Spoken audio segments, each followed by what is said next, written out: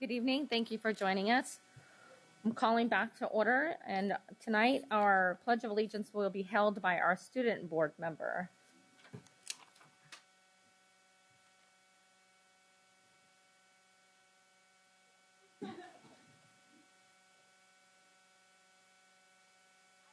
Allegiance to the flag of the United States of America, to the republic for which it stands, one nation, under God, indivisible, with liberty.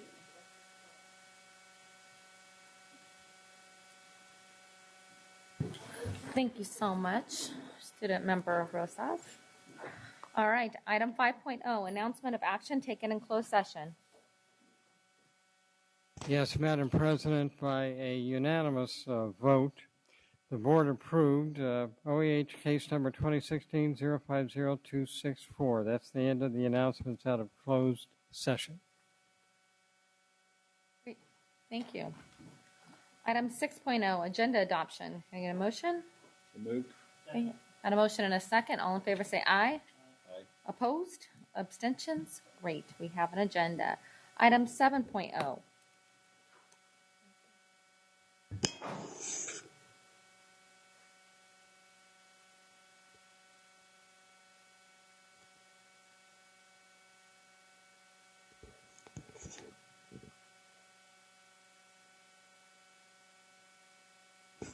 Okay, sorry about that. Item 7.1, approve resolution number 2906, recognition of Disability History Week, Community Advisory Committee for Special Education. Hello, ladies. Is it two of them? Good evening, everyone. Can we use this thing here? Sure we can. Okay. Can you please turn on the Elmo?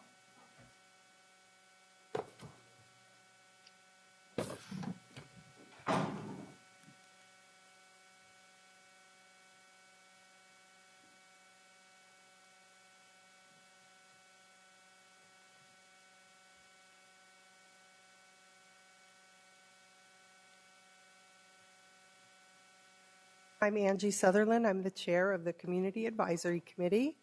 And I just want to thank the board, President Pritchett, and all the members, and especially Diana, for supporting us in getting this opportunity to have this resolution on the agenda. I also want to thank everyone who showed up tonight in support for coming. And just to let you know what Disability History Week is it's a national movement to recognize the civil rights accomplishments of people with disabilities.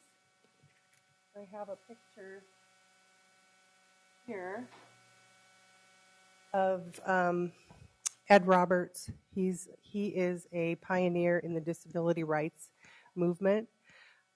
He established the Centers for Independent Living all around California. And then that's a picture of Zoe, my daughter, and Angel's son, Adrian, in front of an exhibit here at the district that was up a few weeks ago. It was really wonderful. It was on the Fair Education Act, which is tied to disability history as well. So right now, 24 states have taken an important step by having a disability history rights movement, and they acknowledge the role and contributions of individuals with disabilities in our society.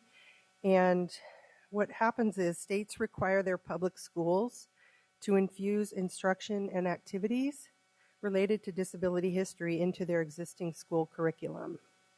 Currently, California, New York, Florida, Iowa, Massachusetts, Washington, Vermont, those are some of the states that are implementing this. And in 2009 and 10, there was youth across the state of California that joined together and passed a statewide resolution to have Disability History Week declared in California. So they did this through a variety of advocacy activities, letter writing, visits with policymakers, testimony, petitions, and the youth organizing, Disabled and Proud organizers, and that's an organization that's tied to the Centers for Independent Living, and they're here in Sacramento, where we got our shirts for the Fair Education Act. They were instrumental in passing that resolution. And also, just to bring to your attention the Fair Education Act, that was passed in 2012 and requires that K through 12 schools provide a fair, accurate, and inclusive and respectful representation of people with disabilities and people who are lesbian, gay, bisexual, or transgender in history and in social studies curriculum. So Disability History Week is the second week of October every year, even although we don't need to limit teaching that just to that 1 week. Angel's going to talk about why disability history matters. Hi, thank you all. My name is Angel Garcia, and I'm the secretary of the CAC. I want to talk about why disability history matters in our schools and our school culture. It's important for not only youth with disabilities, but also all of our students here to know how people with disabilities were treated in the past and what they overcame. So oftentimes when we think about diversity and what we teach our kids in schools, we think about Martin Luther King or Malcolm X, women's right to vote, but there's a lot more to California and U.S. history. Ed Roberts, the father of the independent living movement, and there's independent living centers throughout the United States. No one really knows what that name means or what folks had to go through to gain access to buildings, even to get access, into a classroom at a college. Nevertheless, in a job or getting assistive technology, so that we can treat all people the same and give equity to everybody. So during Disability History Week, as Angie said, students are given the chance to learn about people with disabilities, the different historical events that have happened, and then also it changes the culture. I'll say as a parent, my son who has a disability has never learned about disability history until he was in a special day class. And there he got to learn about a disability leader and what they did. And it made him feel proud. And so I want that for all students. Also, not only does it provide to our students, it changes their culture and the way they think about people with disabilities, but also our teachers and our staff members. It's really important. And I do want to say that this will spark a movement, not only to change the culture, but we need to start teaching our kids with disabilities that there is leadership opportunities for them. I know that there's different leadership conferences that the school district does for lesbian, gay, transgender students, Latino students, and on and on. And so we just want to start that conversation. So thank you so much for... One last thing. So just to help, I need my glasses. Sorry. I can't see a thing. That educators have been developing curriculum for a number of years now, and in our resolution we have links to that. There's quite a great amount on the Youth Organizing Disabled in Pride website, as well as the Fair Education Act website for elementary students, middle and high school students. And then we would like to kind of keep an eye out and see what success stories we have in our district and which schools are teaching disability history or celebrating disability history, so that we can recognize them. And we hope that there will be more activities planned at the schools and by the students. And so with that, we hope that Sac City will approve this resolution. Thank you. Thank you. Member Rodriguez? Thank you, President Pritchett, and thank you, members of CAC, for being here. Thank you, members in the audience, for being here in support of the resolutions today. I do have to share with you one of my favorite presidents of the United States is Franklin Delano Roosevelt. and learning about him and how his leadership, and when he contracted polio and how that disabled him. But rather than using that disability to not do anything forward from that point on in his life, he still ran the country. And so much so that he did all of these wonderful movements and changes that some of us, many of us, our family members or friends enjoy today, worldwide movements. And so that you can learn from as an example of why inclusiveness of those with disabilities should be at the forefront rather than as an afterthought or in the far behind. So that's why I serve so passionately, and I use those examples of strengths to move forward and to support many of our disabled students here in the district. So with that, let me read Resolution 2906. And I'm not going to read all the whereases, okay? So whereas in the Sacramento City Unified School District, 15% of students are receiving special education services.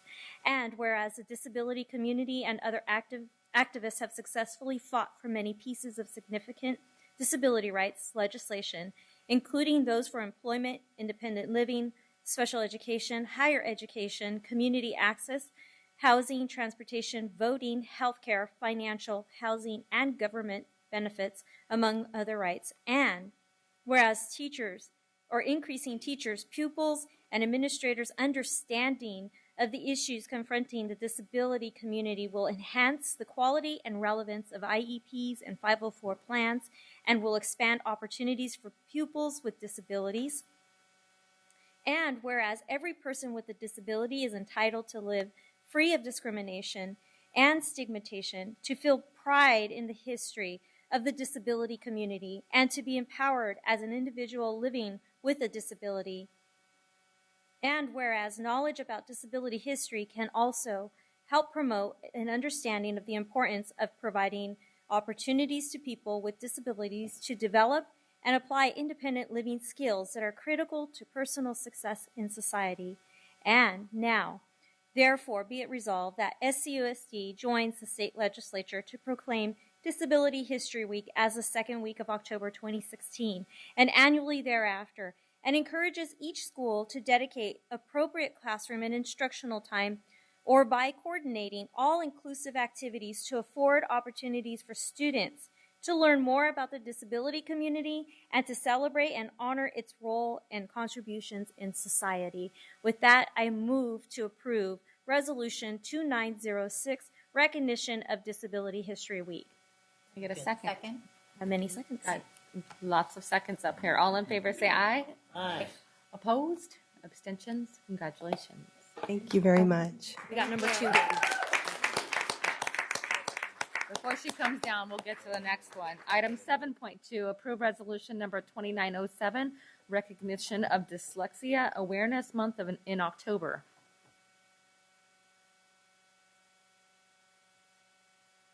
Good evening. My name is Renee Webster Hawkins, and I'm a parent member of the Community Advisory Committee as well as a regional leader for Sacramento for Decoding Dyslexia California. And I want to thank the president of the board, all board members, and the superintendent for giving the CAC a chance to place this important resolution. National Dyslexia Awareness Month. It's a national movement to recognize the prevalence of dyslexia, the need for early screening and intervention, as well as the unique strengths and contributions of individuals with dyslexia.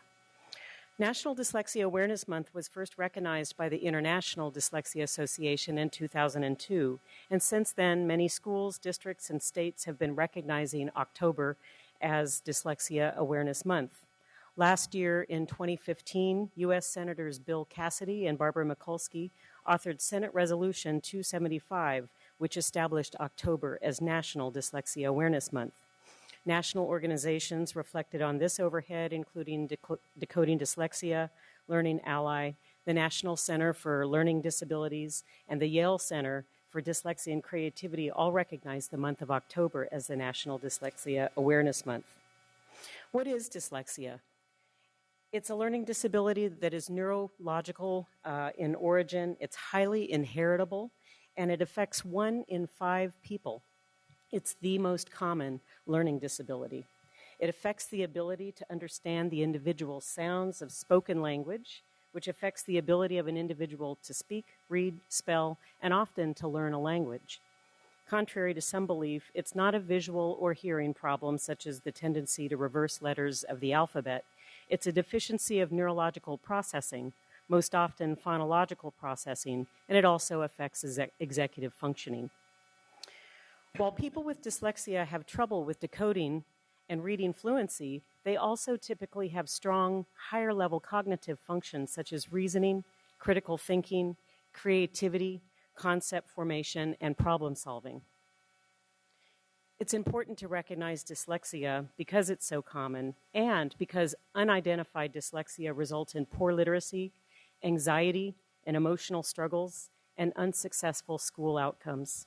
However, scientific research shows that early identification and the right kind of evidence-based intervention and support results in dramatic improvements in academic skills and achievement, as well as improved self-esteem and self-empowerment. And given what's called the sea of strengths associated with dyslexic brains, if these students are successful in their school years, they are unusually suited to become successful architects, engineers, visionaries, and entertainers. Famous contributors who are dyslexic include Richard Branson, Whoopi Goldberg, Cher, David Boies, who successfully argued the Proposition 8 marriage cases before the U.S. Supreme Court, Lewis Carroll, Jay Leno, Gavin Newsom, and Charles Schwab. The list goes on. So what can we do here in Sacramento City Unified School District? We can take advantage of professional development opportunities. This national wave of awareness is resulting in increased opportunities and including funding for professional development for educators. President Obama signed the READ Act earlier this year, which dedicates funding for literacy and in particular evidence-based interventions for dyslexia.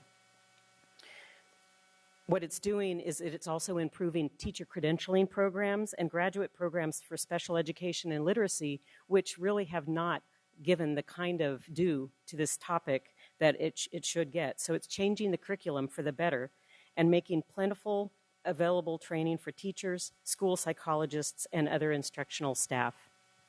The other thing we can do is get ready for the AB 1369 guidelines. In California, this legislation established a Blue Ribbon Task Force convened by the California Department of Education, which will be producing guidelines in March 2017 for districts to implement and to provide good information for parents and decision makers, to implement sound early screening protocols and evidence-based intervention for students with dyslexia, both in the main classroom and in special ed. Lastly, you can attend the CAC's workshop for statewide dyslexia implementation scheduled for March 21st, 2017, 6:30 to 8:30 here at Cerna Center, where we will provide educators and parents alike an overview of those AB 1369 guidelines and discuss how to bring the benefits of the guidelines into our schools in the district. Now I'm going to talk about an example. I think the key thing, they ask me, Grace, what are you going to talk about? And I always try to figure something out last minute. I think I even have dyslexia because you know what? Every time I do a presentation and I have to read from it, it comes out all out of context. But have me do my presentation and key points in head and speak from the heart is completely different. So I started looking at my son, Matthew. Matthew has math excels. That's his strength. But when it comes to reading, I think it's a little different. You know, he's always struggled with fluency. He's always struggled, and I couldn't figure it out until I started learning more about it as a parent and finding out that it is a problem. And sometimes schools point fingers at each other. It's a parent, it's a child. But what we really need to do is not point fingers at each other, but figure out what we could do to help our kids. And I think, like Renee say, 1 out of 5 children have it. In my situation, I got a tutor for my son, you know, but I was only putting a Band-Aid on it. Because what really needs to happen is get to the root of the foundation, which is the sounding of the words and built up from it. So this weekend, on Saturday, I attended a conference that Angie put together with the learning disabilities. And in that conference, I found out so much. I'm thinking, I could help my son differently. I need to go back and do the fundamentals. Teach him the sounds and move up. He said, Grace, if you do that, these children will exceed. But then I started thinking, what is the schools doing currently? They're just moving these children along, but not giving them the foundation to go back. Oh, they learned that in first grade. Oh, they should have learned that in kindergarten. But how do you know if they truly did, or if it's taking them a little bit longer? I think that's the key thing that we need to go back and analyze. Because I know for my son, I'm starting to buy all the required books to teach him and getting the tutors, not just for the grammatical, but the tutors for the foundation of the sounding out of the words and for him to have it. So with that, I really appreciate if you put that and make it awareness in our school and implement. And let's work together, because I'm sure I'm going to be running across a lot of stones and hard turns and doors that are going to close, but eventually he's going to get there. So with that in mind, I hope the board and the superintendent will consider. Thank you. Thank you. Member Rodriguez. Thank you, President Pritchett. Tonight, I'm very proud to present resolution number 2907, recognition of... Excuse me, Member Rodriguez. I'm sorry, there is one public comment on this resolution. We'll do it after she reads the resolution before we vote. Oh, okay, yeah. Good, thank you. Recognition of October as National Dyslexia Awareness Month. Whereas dyslexia is as an inheritable and highly prevalent language-based disability affecting 1 in 5 individuals, including 8,635 students enrolled in general and special education classrooms in Sacramento City Unified School District.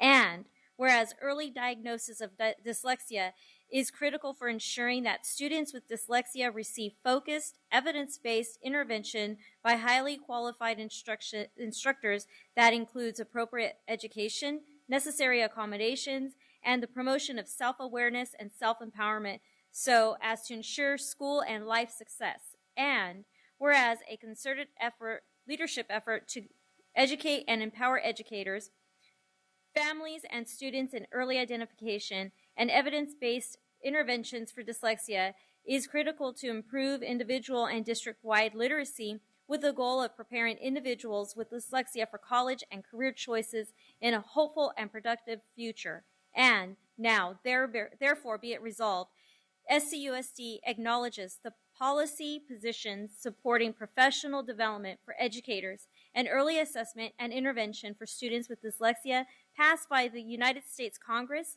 the United States Department of Education, the California State Legislature, and the California Parent-Teacher Association within the past year, and joins with the International Dyslexia Association in recognizing October as National Dyslexia Awareness Month. With that, I move to approve Resolution 2907, recognition of October as National Dyslexia Awareness Month. Okay, we have a public comment. Thank you. It's Yolanda Vargas.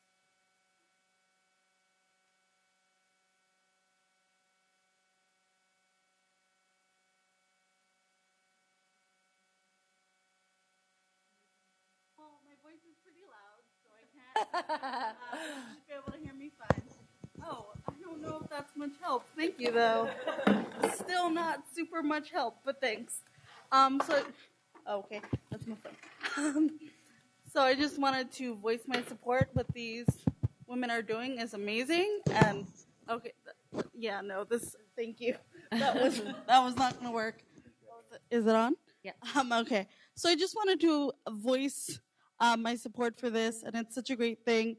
And we really just want to show us in the disability community, especially the organization Youth Organizing Disabled and Proud, how great this is, and especially with invisible disabilities. We often overlook them or degrade them, and feed into this hierarchy of disability.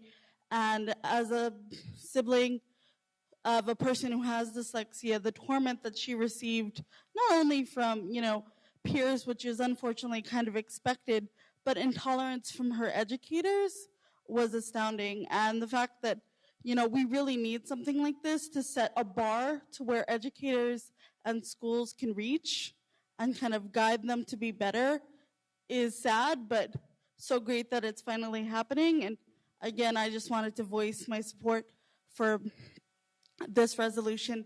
Thank you so much for your time. Can you please state your name for the record?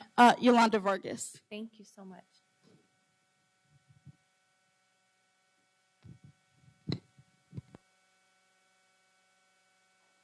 All right, we have, what's there, any others?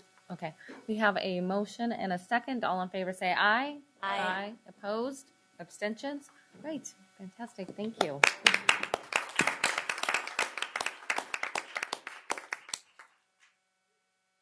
Hold on, she's coming down to present your resolutions to you. Hold on.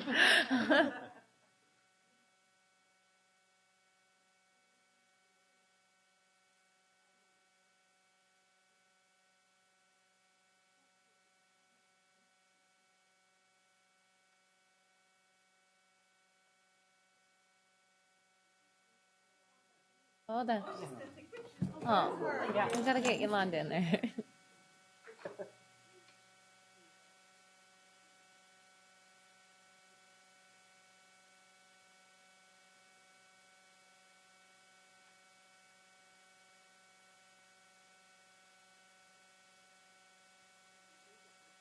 Thank you.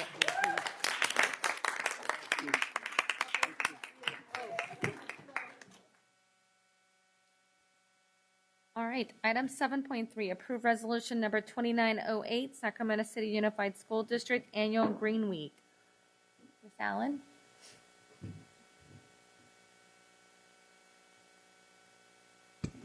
Well, good evening, President Pritchett, members of the board, and Superintendent Bonda. Asked Rachel King to join me. Rachel is our Project Green Specialist, and we are very excited to bring to you tonight something we're calling Green Week, and asking that you adopt a resolution proclaiming the first full week in October as Green Week. So I'm going to turn it over to Rachel, let her talk about some of the activities that the school sites have been doing this week, and then coming up and later in October, we'll do our facilities update and get a little bit more involved and show you some pictures of some fun things that the kids have been doing. And I'm wearing green, just wanted to point that out. Thank you so much for having me here tonight. I'm here to present the resolution on Green Week. This Monday, we kicked off Green Week as the first ever Green Week in the district. We hope that there'll be many more to come. We kicked it off with Camellia Basic Elementary doing some energy activities, and they were actually on Good Day Live Sacramento. And throughout the week, we've designed multiple activities involving different environmental topics for them to work on. We created this week as a means to celebrate and highlight some of the activities that are already going on in the district and to promote additional activities at schools that might not have been participating in the past. So this week, 15 schools participated in various activities throughout the week. Many more participated in International Walk to School Day. And actually every K-8 school participated today by having an all-green salad bar. And those of us participated by wearing green, since today was Wear Green Day. So thank you for those of you who wore green today, superintendent included. As Kathy mentioned, we have many photos that you may have seen on the eConnection, as well as our district social media, to promote this week's events. I was out at Theodore Judith today, taking photos of some of the students in their green attire and their salad bar. And what I am most proud of, I think, about this week is the collaborative efforts that have occurred. We've partnered with many of our community partners, including SMUD, Republic Services, our waste hauler, Walk Sacramento, the Food Literacy Center, and the Center for Green Schools as well, to promote various activities throughout the week. So we've brought together a lot of resources from experts in their fields to provide them to students to celebrate some of these activities. So I'm here tonight hoping that you guys will approve the resolution. Thank you. Do you have any public comment? All right. Can I get a motion to approve resolution number 2908? So moved. Second. All right. I got a motion and a second. All in favor say aye. Aye. Opposed? Abstentions? Great. Thank you so much. Thank you. Student Member Rosas. This meeting of the Sacramento City School Board is being recorded in its entirety and will be cablecast on Metro Cable 14, the local government affairs channel on Comcast, Consolidated Communications, and AT&T Uverse. Today's meeting will air Sunday, October 9th at 6 p.m., Monday, October 10th at 9 a.m., and webcast at www.sacramento.com. Metro Cable TV. We welcome members of the audience to address the board. Please fill out a speaker form located in the back of the community room and give them to our Chief Communications Officer, Mr. Ross, prior to the conclusion of the items presented. Please speak into the microphone when addressing the board and state your name for the record. Please limit comments during public comment to items that are not on the agenda. If you do comment on an item that is on the agenda, we will ask that you please defer your comments until your item comes up on the agenda. Please also turn off your cell phones or place them on silent or vibrate. Thank you. Thank you. Item 8.0, public comment. Yeah, we have 5 public comments tonight, and so our first public commenters are, if they could line up behind the podium, are Ann Hartridge, Lamaya Coleman, and Jason Weiner.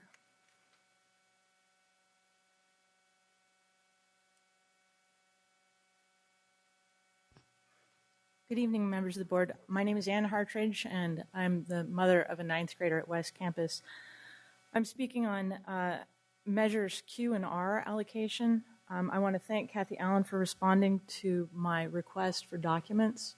Sadly, it was 6 days beyond the allotted time period, but it was a start, and so it was this morning. I haven't had a chance to fully digest it. And I just want to set out a marker that the West Campus parents are very, very interested in the expenditure of Measure Q and R bond proceeds. And there are a bunch of us here tonight, but there are even more of us who are not here tonight. My son is a 9th grader who will take classes in the new lab space and who will run on the new track.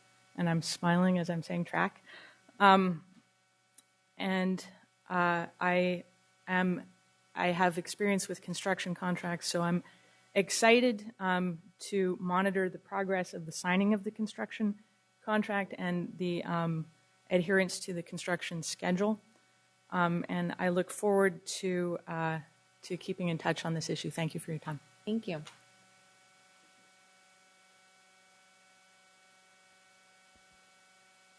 Hi, my name is Lamaya Coleman, and my daughter attends William Land. She's a 3rd grader. I'm also a substitute in the district, and I'm a member of Sacramento Area Congregations, SAC-ACT. As you guys probably remember, SAC-ACT is a multi-faith, multiracial community organizing group, and we build communities to take on structural problems.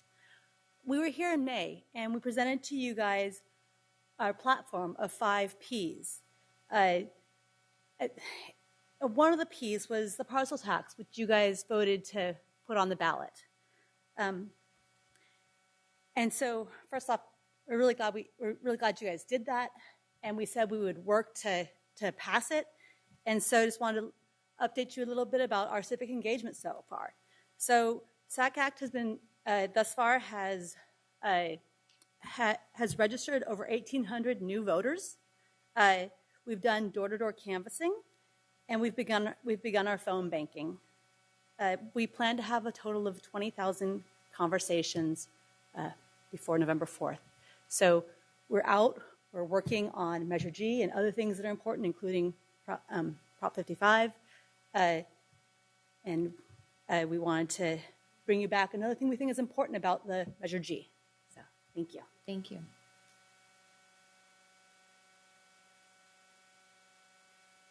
Good evening. My name is Jason Weiner. I have 3 children at Leonardo da Vinci School, and I'm pleased to speak with you again tonight. Following Lamaya's information about Measure G and the work that ACT is doing, we also wanted to bring to you, and we have handed out, or we are about to hand out, have also sent to you by email, an accountability plan. As you know, the plan that was placed on the ballot, while directing the funds very appropriately to programs to support students in need, to arts and music programs, and we think that is a great package for this district, but it also doesn't give a lot of information about how the money will be spent and how it will be overseen. And as a community, we've heard from folks while we're walking neighborhoods, while we're talking to our fellow congregants, about the real need to have a trust that the money will go to where it needs to go and that it will be spent appropriately at school sites in the ways that the public expects it to be spent.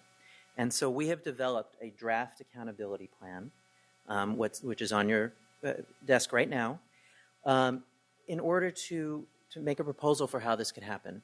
We've shared this plan with other community groups and are actively getting comments on it, including SCTA, the Black Parallel School Board, and others. We hope that they will join us in support of the final version of this plan.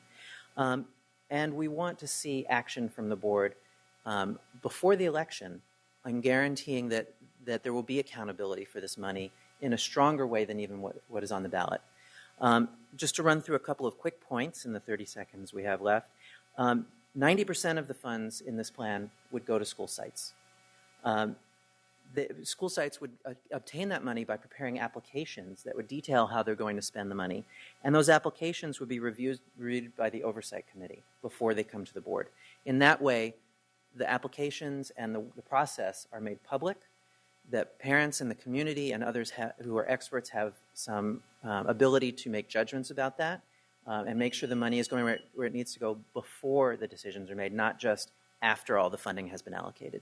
So thank you for your time, and we look forward to speaking with you and getting comments on this plan from you. Thank you. The next two speakers are Elvia Vasquez and LaShanya Brazel.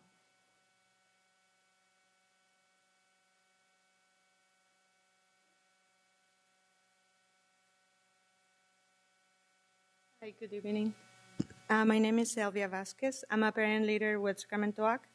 I've been a volunteer for about 4 years in one of Park schools and also American Legion, where I have 2 children. For me, it's very important to have accountability for Measure G and that funds are used as intended. I see a great need to expand student support with mental counseling, academically, and bilingual counseling.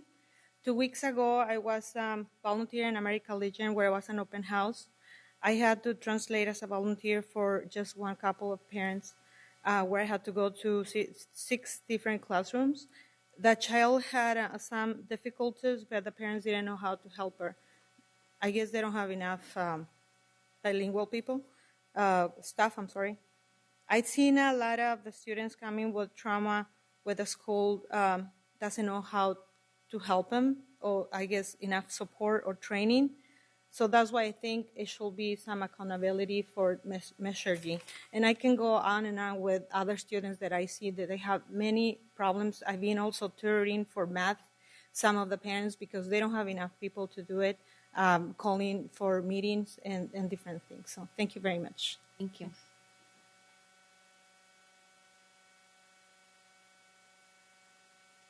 Good evening, President Pritchett and VP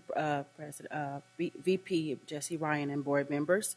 My name is LaShanya Brazel, and I'm with the Black Parallel School Board. I'm here this evening just to give you a quick update on events that has occurred within the last few weeks in the month. First, on October 1st, 2016, the Black Parallel School Board held a very successful meet and greet the candidates.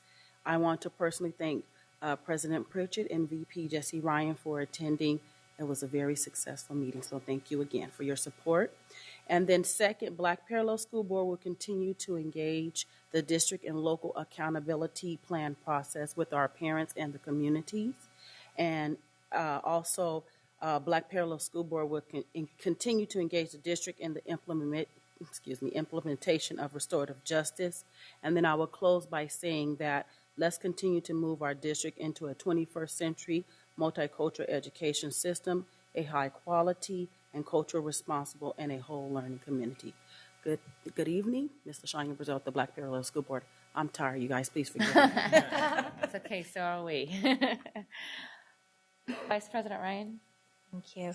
So I want to address the Sacramento area congregation together folks as well as Black Pearl School Board in relation to the parcel tax. First, I want to thank you for the tireless efforts that you've already put forth in helping to get the word out about Measure G. It's been essential to the success of the initiative. I also want to share with my fellow board members, I know that SAC Act has reached out to each of you to share the proposed accountability framework in the spirit of transparency and ensuring that our Citizens Oversight Committee has teeth. I do want to point out a few things. One, for those of you who aren't aware, measures Q and R, because they were a bond, required that we had in place oversight committee. Unlike the bond, the parcel tax does not have that requirement. In good faith, however, my fellow board members put into our resolution an expectation that a Citizens Oversight and Implementation Committee would be established to ensure a level of accountability and direction of resources that we didn't think would be present otherwise. I do appreciate the need for articulating the role of that committee even further, and I know that SAC Act and other community partners have put forth a great amount of work in looking at Oakland and other school districts' framework for similar citizens oversight committees. So I look forward to continuing the conversation, and I hope that we can put in place some additional parameters that will give our families, our voters, our Sacramento community a sense of comfort that Measure G is not just an excellent idea to bring vital resources to students in our district, but truly will ensure that we're meeting the needs of our students who are struggling the most across Sac City. Thank you, Vice President Ryan. All right. Do we have any other public comment? All right, item 9.0, public hearing. Item 9.1, approval of resolution number 2905, compliance with the Pupil Textbook and Instructional Materials Incentive Program Act. Dr. Taylor and Mr. Turkey? Just Mr. Turkey? It will be, yes. Dr. Taylor is out of town, so unavailable.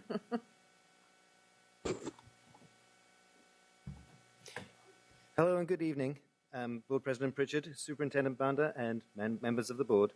My name is Matt Turkey, Assistant Superintendent of Curriculum and Instruction, and tonight I'm here to report on the district's compliance with the Pupil Textbook and Instructional Program Act, or Educational Code 60119.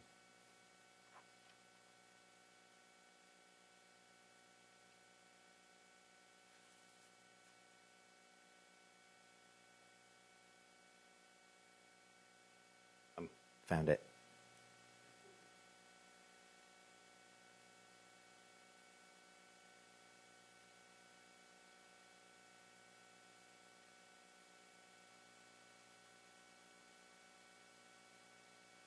Education Code 60119 requires that by the 8th week of school, we have a public hearing to certify that all students have sufficient textbooks or instructional materials that are consistent with the content and cycles of curriculum frameworks adopted by the State Board of Education in the core subject areas including English Language Arts, History and Social Studies, Mathematics, Science, Foreign Language, Health, Laboratory Science Equipment, which would be applicable to science lab courses. The steps we have taken to ensure sufficiency include the following: an initial survey of sites to determine their textbooks and instructional materials needs, a redistribution of surplus textbooks to sites according to need, the ordering of additional textbooks as needed, including the replacement of lost or damaged materials, the verification of student materials for each site.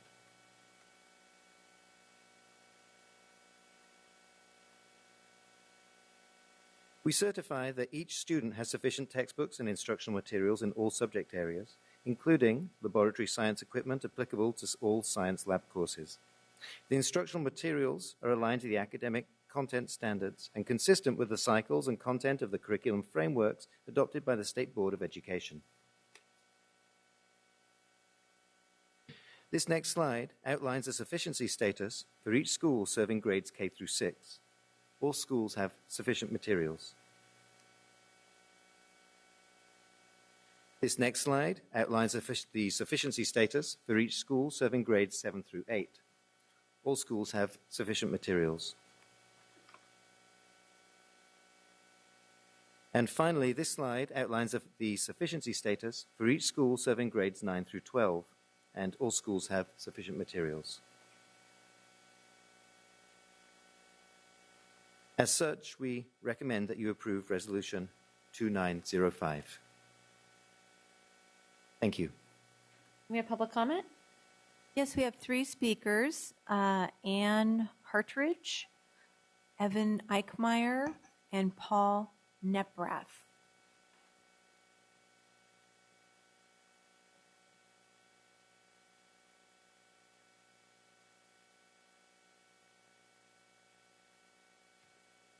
Good evening again.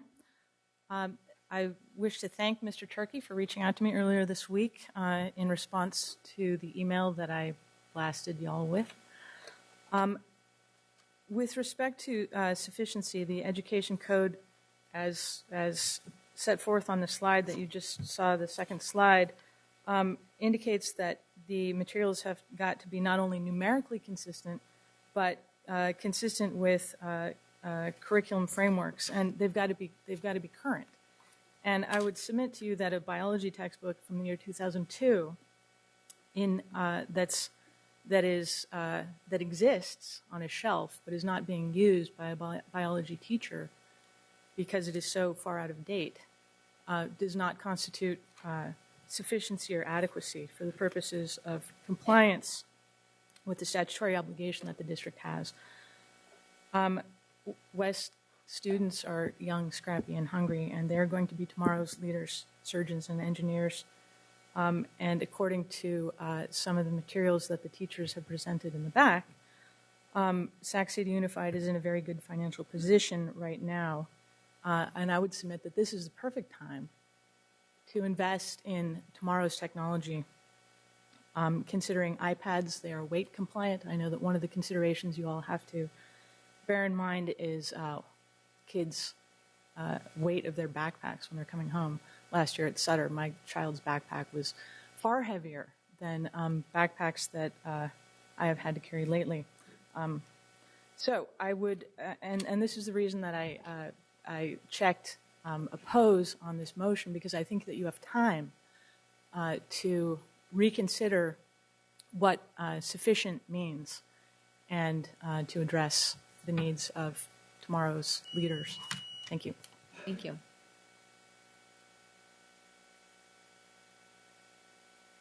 Good evening, members of the board, Superintendent Bonda. My name is Evan Eichmeyer. I'm also a West Campus parent. Our daughter is a 10th grader, and she was pleased to move to West Campus a year ago from Sutter Middle School, along with Principal David Rodriguez, who we enjoyed having at Sutter. And Sutter's motto, as you may know, is the pride of the city. And I think tonight I would like to steal that on behalf of West Campus. And I think at the high school level, West Campus could truly be called the pride of the city. There's 2 components to that. There's pride and there's city. I'm sorry, I got to talk quickly. You know, I only have 2 minutes. So the pride part of it is 76% of West Campus graduates meet the UC A through G requirements. We have a very diverse student body, and that's where the city comes in. The school is rated 10 out of 10 on great schools, but we're 58% socioeconomically disadvantaged. We're 1/3 Hispanic, we're 1/3 Asian, we're 20% Caucasian, we're 10% African American. So we are really great, and we really represent the city. Our concern, and myself and the other parents here tonight, and our contingent of people who couldn't be here and are supporting us in spirit, is that we maintain the great part of it. Certainly we're in the city, and this is where you come in, because West Campus really has students from across the city. They have to apply to get there. They want to be there. They want to be college bound. They come from, I believe, all 7 of your districts. So it's really a citywide issue that we want to maintain the greatness of West Campus. I'll show you a picture that my daughter sent me from her phone. She's busy studying her AP of a 2006 chemistry textbook, and this is, the binding is coming apart. So are there sufficient textbooks as far as does each student have one? Yes. Is it compliant with the Act? Yes, and we appreciate the board's opportunity to be heard.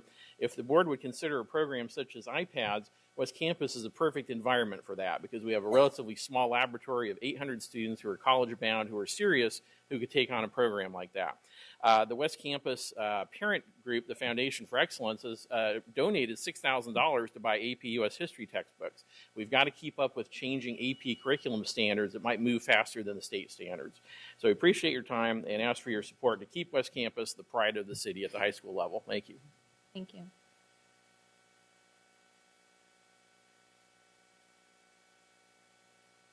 My name is Paul Neprath. I'm a parent at West Campus. I have 3 kids there, 2 of whom have joined us tonight. The other is at home doing homework. I think Evan and Ann have spoken eloquently about sort of the issue that we're trying to address here. This is new to me, and I think new to a lot of parents, this idea that there's sufficient textbooks. And yet, if you look around, as they have both mentioned, that it's one thing to be sufficient, and it's another thing to be great or relevant or what have you. And just talking to my kids who are both freshmen, they have biology text that is published in 2000, an English text that is 2003, world geography 2006, French is 2001. This is probably typical of most of the grades at West Campus High School, which I think, as Evan said very eloquently, should be the pride of the city. It is a great school. We want to put this on your radar screen. I think we understand now a little bit more about the process. This starts in the spring. So we'll be working with our campus community and our parents to look at the survey that goes on in the spring and to ensure that we are bringing our voice to you, bring our voice to the school about textbooks and new technologies and other things that can help improve classroom teaching and learning by our kids. Thank you. President Hansen. Thank you very much for bringing this forward. And I know normally it's probably a little bit of just a rubber stamp item, but we've certainly heard a lot from folks in the community, and a lot of people are talking about our financial position, et cetera, and this might be the time to use some of those funds to address some longstanding issues like this. One question I have is, I was looking at the dollar amount of the textbook budget, of $490,000 seems pretty darn small. I see that there was a carryover from a previous year. So what's the total expenditure then? So it says that there's a carryover of 1.6, or was it the total budget is actually 1.6? So we just allocated 490,000. So the total budget, including the rollover, is $1,666,111. And that's just for core materials, right? So core textbooks. So I understand there's a difference between what we're hearing tonight, our only core curriculum versus AP classes and other types of. It would include things for AP classes as well. So the total, the budget number includes everything. Mm-hmm. Well, it would include everything which would be on the Williams list. So it would include everything which we have to show, which we have. So I'll give you an example. If it's a class which students have to take, then absolutely it is covered. If it's a class like an AP class, which you could take AP World History rather than regular World History, then absolutely that would be covered as well. If it was an elective class, which maybe a student would not need to take, then it may not be covered. Mm-hmm. Okay. I know that it seems that we usually have extra money in that line item throughout the course of the year. So maybe that should be something we examine when we reopen the budget a little bit later this year, when we're looking at syncing things up, that this might be a place to make a larger expenditure to address some of these issues. Absolutely, and it is something which there is a draft plan which has been shared with Cabinet about making adoptions K through 12 for the whole of the district, each of which is pretty expensive, kind of runs around $6 million, but that draft plan is being discussed at the moment. Those are going to be the types of expenditures that when we start making priorities of how we're going to spend the district's money, where we're really going to need to have the support of the parent community if you're going to help us with these issues. something that'd be really important to keep your finger on the pulse. So we appreciate you coming, and I heard from a lot of you, and I appreciate the presentations. Thank you. Thanks. Vice President Ryan? Thank you. Board Member Hanson made many of my points, but Matt, I was curious, in looking at Williams Act compliance of 2004, is there a published date on books for compliance? I know what the requirements are per school decile, but is there any sort of date requirement so that we are ensuring that our students have, in fact, the most up-to-date materials? So there isn't a date requirement, no. So then it would be at the district's discretion to determine that the book has far past its shelf life. Correct. And how do we go about making that determination in the district? So we've done a kind of, we have a list of all of the different publication dates of all the different books which students have. And then from there, we need to think, okay, well, what rollout are we going to have? What plan are we going to have for adoptions? Mm-hmm. And the way which we're going to, the draft adoption plan which we have is to adopt kind of a entire subject area at a time. So, for example, the next generation science standards have just come out, okay? So replacing the science curriculum with K through 12 science texts, which are aligned, that would become an adoption, and then the AP adoption would go along with that. And then maybe after the science adoption would come in English language arts adoption, so on and so forth. So what you're saying is we have essentially a master plan for phasing out old textbooks and new textbooks in consistent with core standards. Correct. And so is that made available to the public? At the moment, it is only a draft plan. And when do you anticipate that will be finalized and publicly available? That is a good question. I think, it's in discussions with Cabinet at the moment, and when Cabinet make a decision, I believe Superintendent Banda would be in the early spring. So obviously, as we look at resources becoming available and being able to expend those resources on new textbooks, I think it would be very nice to be able to provide our families with a sense of when they can expect they'll be receiving new textbooks consistent with that textbook master plan. And the other one comment that I had that I wanted to make, and then Superintendent Banda, I'll allow you to respond, is I know that we have been looking at innovative approaches to technology delivery, and I know that we have also in the past purchased a large number of very expensive devices. I'm very curious to see if we're looking at the availability of open educational resources and onlining those textbooks, which we know are the most up-to-date and consistent with Common Core standards. Absolutely. We've been collaborating with technology services, and we've been meeting with some suppliers and that type of thing. And that is absolutely something which we're looking at. Yes. And so last question, is there any sense, Elliot and Matt, for a timeline for when we would begin to see some of that work come online? So it's interesting, not particularly, and I'll tell you why. At the moment, the textbook publishers, they are still working this out, okay? So it's not as if that they have these fantastic products which we can just jump on and then just kind of purchase. They're still really working out what this looks like, and they haven't really gotten there yet. As far as also, we would obviously need devices in the hands of every single student so we'd be able to do that, okay? And that would be another kind of large part of that. And so as far as a timeline, we do not have a timeline on that at the moment.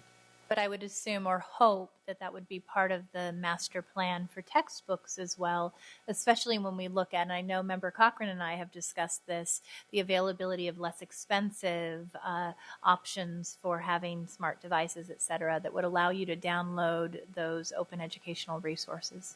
Absolutely. I would just add that we are already conducting some work to build the infrastructure and the foundation so that we're ready when the vendors are with the materials. So we have been investing in network infrastructure. We have worked with principals at school sites to standardize on student devices. We're in the process of preparing to deploy a textbook management system that accommodates digital materials. So we're building the infrastructure in preparation for this paradigm shift.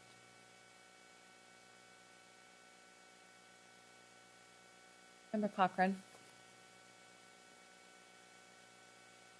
Thank you, Mr. Turkey, for your presentation. Member Ryan touched on basically what I wanted to say, but I'd like to point out, Mr. Lopez, the paradigm shift happened a long time ago. And we're very, and I'm not being, sarcastic to you personally, but just we are way, way behind the time. And the parents who came up here to the podium and spoke know that if you have access online to materials, this is the way that schools are going to be taught in the future. And I would put forward, as someone who is in the classroom and watches students who are in high school, that the item that we need to push is not computers and laptops and tablets necessarily, but a cell phone platform, because that is what is used most commonly by the students. Size can be adapted, but it really is the most common item of technology that is used and really the most easily available. So I would put forward, I don't want to belabor this point, but what is the point of having a draft plan unless we aggressively in the plan address this issue so we can go forward the way the rest of the world is going? There's no point in typing words on paper about paper textbooks and how we're going to change the date that they were published.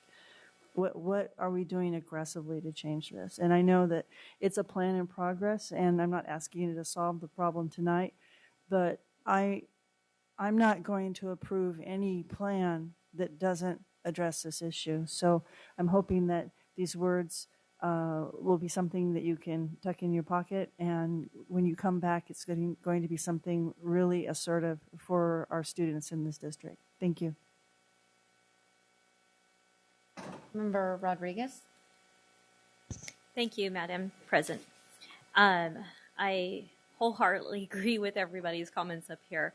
And I also have a tremendous amount of faith in Mr. Lopez in that he's going to do the right thing by this district. And I had sidebar conversations with him before where we understand that when technology plans are created, they're pretty much obsolete the next day because technology is developed all the time.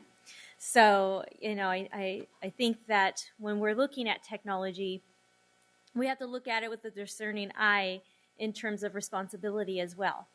And I can tell you as a parent of a middle school child right now whose child's school made us buy iPads for their students, for our students, there are a whole host of problems that us parents are having to deal with now because children do not use technology appropriately, especially in the classroom.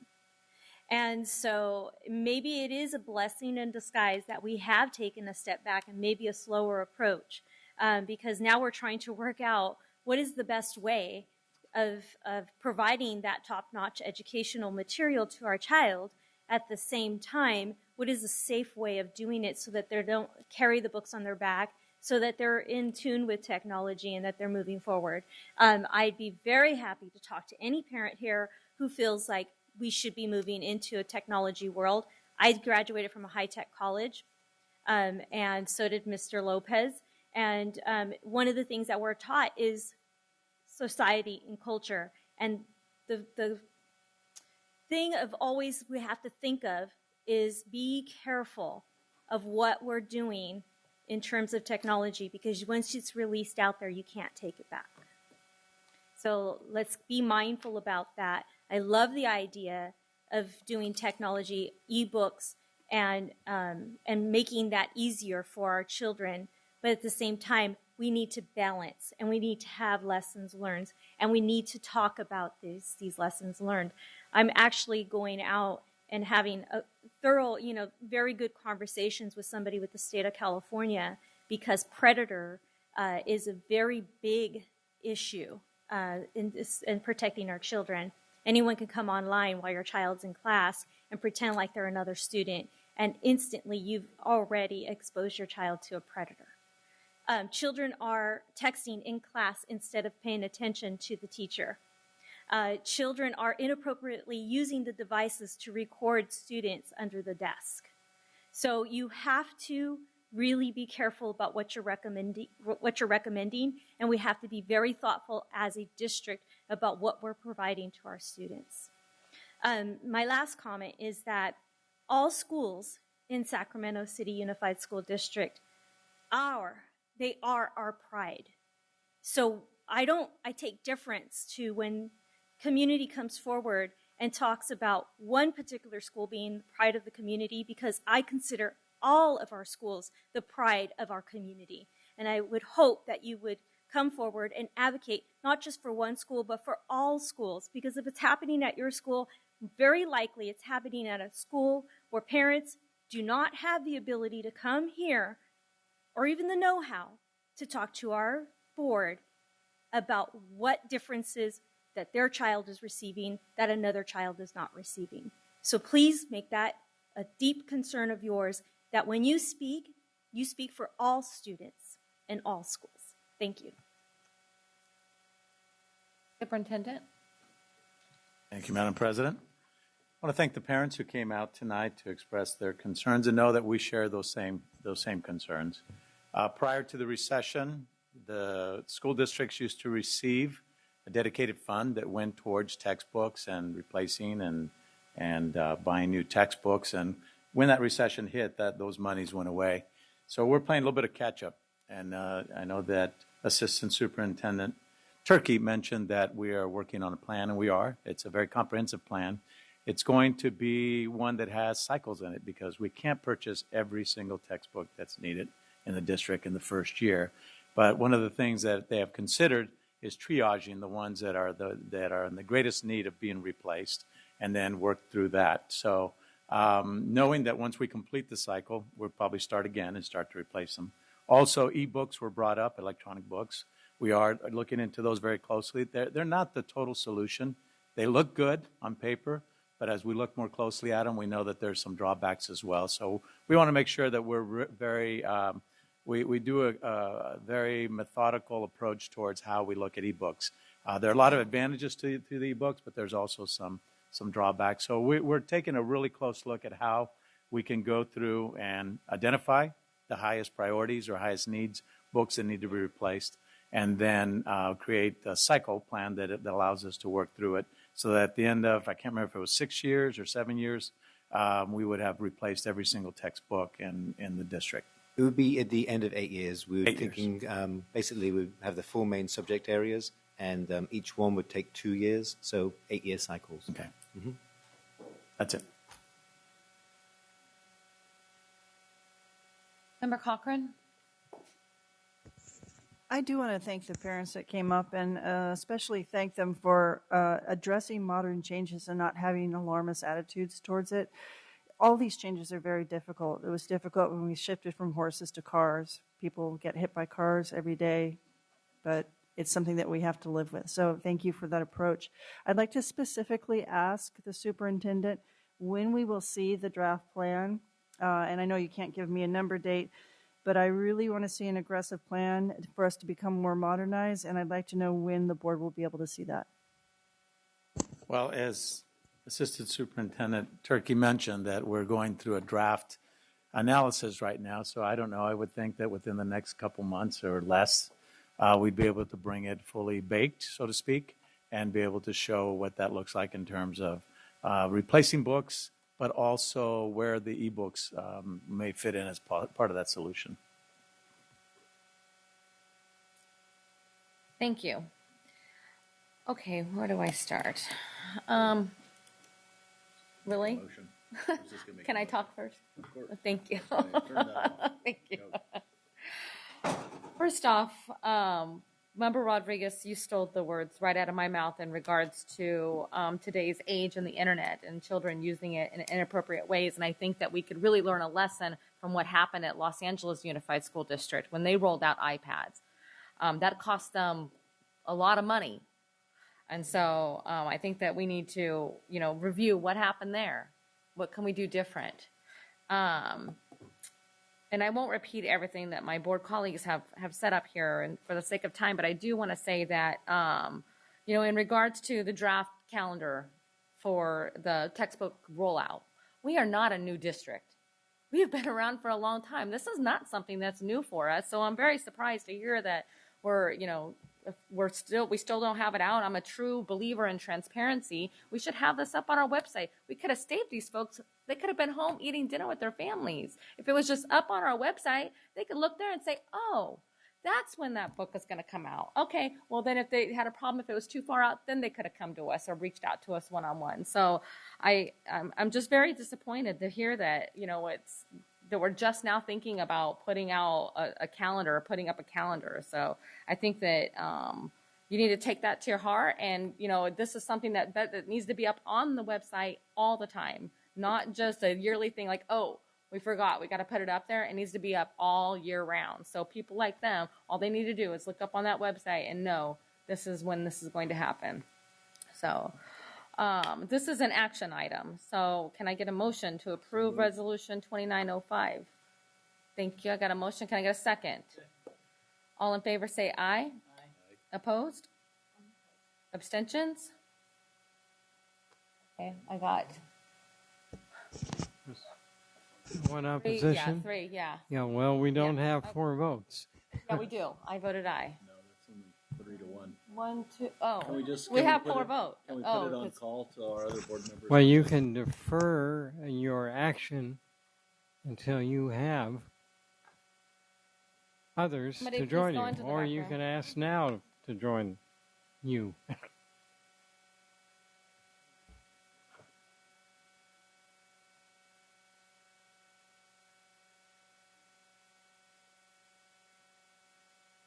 Thank you. We're approving resolution number 2905. We have a motion and a second. All in favor say aye. Aye. Opposed? Abstentions? Great. Thank you. Thank you so much, Mr. Turkey.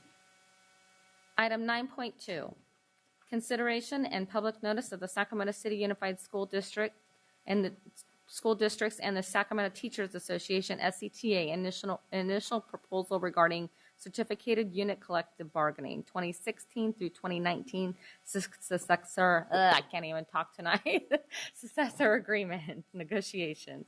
Mr. Holbrook. Madam President, members of the board, superintendent, good evening, and aloha. I use that greeting because it always gives me energy, and I need some energy tonight. It's been a long day. This item before you is in compliance with the Education Employment Relations Act with regard to the requirement that any proposal for negotiations with the unions be properly sunshined to give the public an opportunity to express itself and to comment. Just to ensure that we're all on the same page, there was an amendment made to the document that was placed in the board packet, and it's provided to you this evening at the same time that it was made available to the public. I believe copies were placed on the table in the back of the room. Just to make sure we're all on the same page, I would ask you to look at the front page of that document and look for the word revised in parentheses. That's the document we're working off of. This item and this document came before the board at a prior meeting for a first reading on September 15th.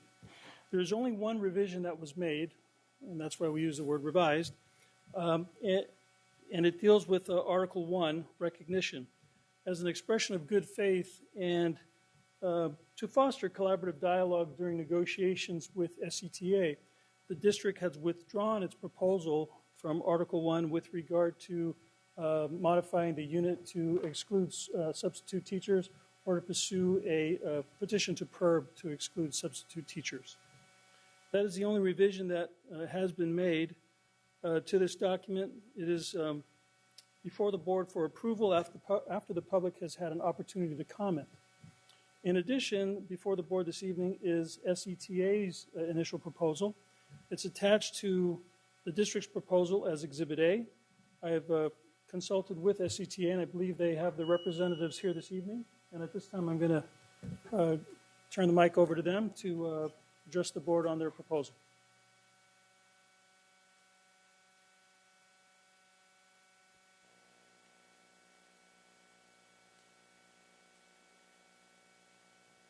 Good evening. I'm Nikki Malevsky, President of the Sacramento City Teachers Association.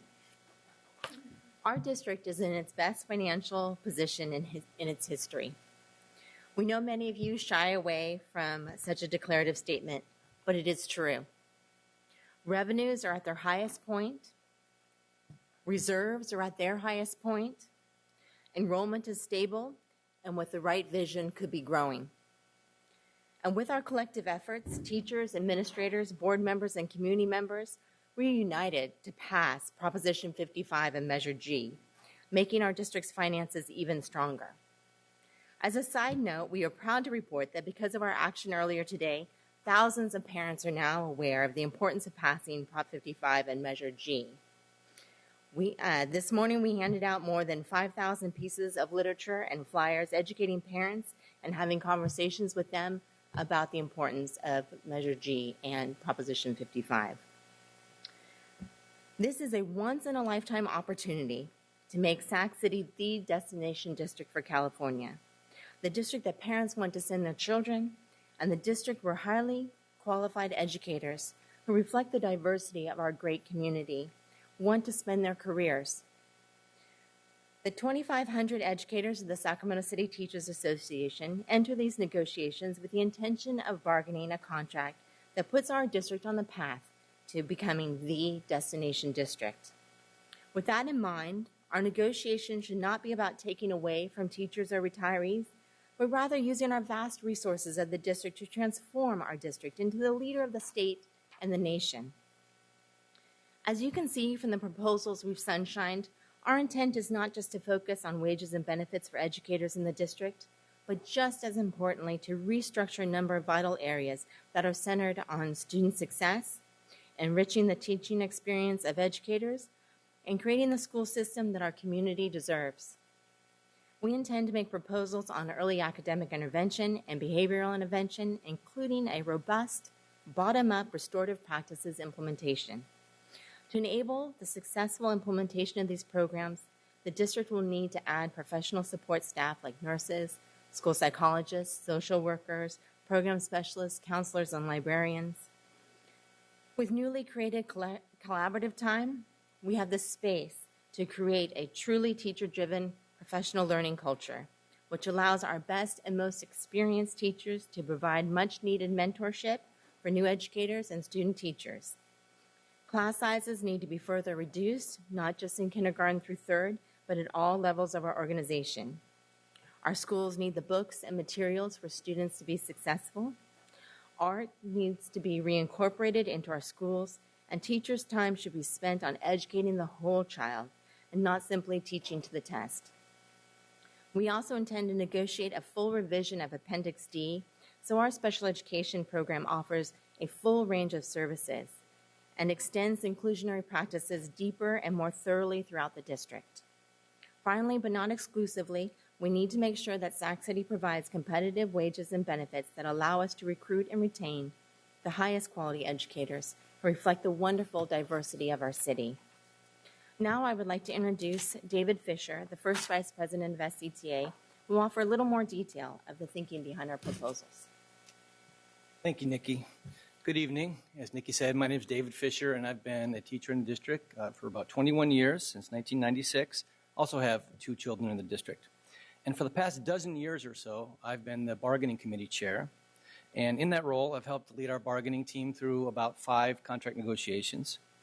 Having led those rounds of negotiations, in addition to having attended dozens of board meetings, just like the one we're at tonight, I've observed a trend over the years that's actually probably not unique to Sac City.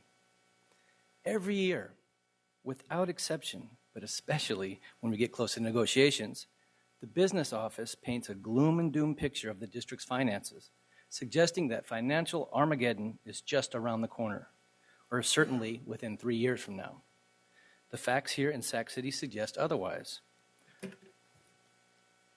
The following charts illustrate that the district has clearly recovered from the 2008 financial crisis and has grown well beyond pre-recession levels of both generated revenue and general fund balance. Let's start with this first graph. This shows the district's revenues from 2007-8 to 2015-16.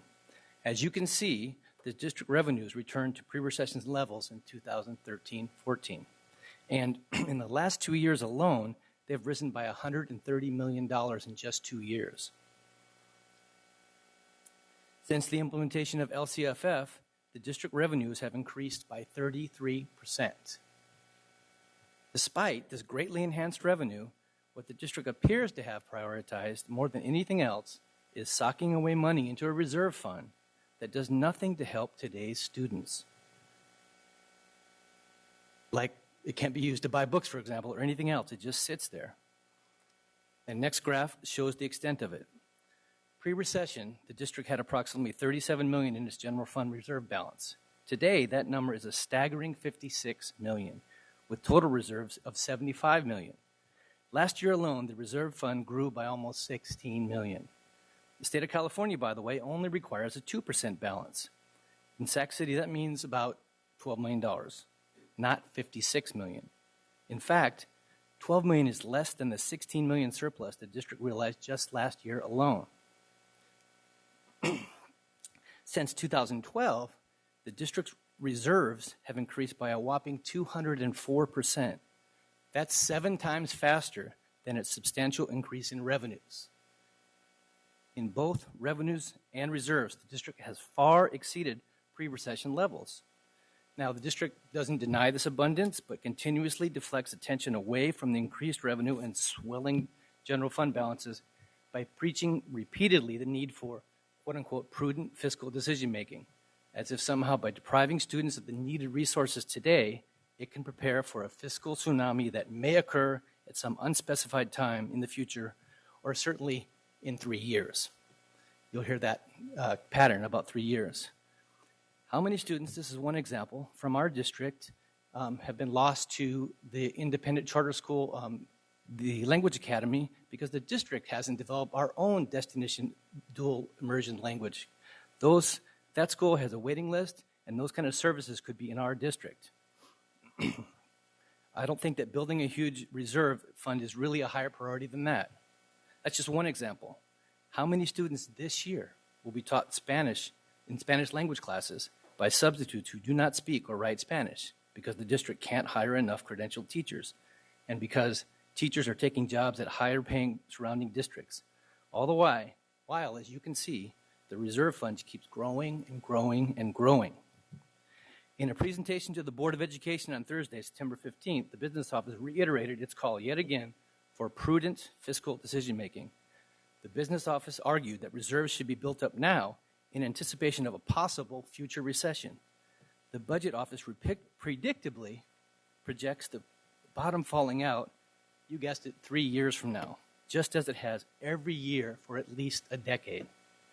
In every budget presentation, the third year spells financial ruin for the district. This year is no exception. The budget office predicts a $21.8 million deficit in 2018-19.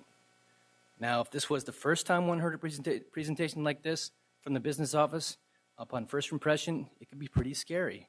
But I've heard dozens of these, and how many times can the proverbial boy cry wolf? These presentations provide a one-sided, distorted, and historically inaccurate view of the district's finances, and they have for years. Historically, and without fail, the business office has vastly underestimated the district's financial health. It's as if year after year, you're being told by your accountant that you are one step away from bankruptcy, or, of course, in 3 years. Again and again, it's the same story. So, what happens when you find out that the projection has been wrong for years and years, and what is actually occurring is the complete opposite of what you're being told? So the facts, taken from the district's own budget and financial documents, tell a different story.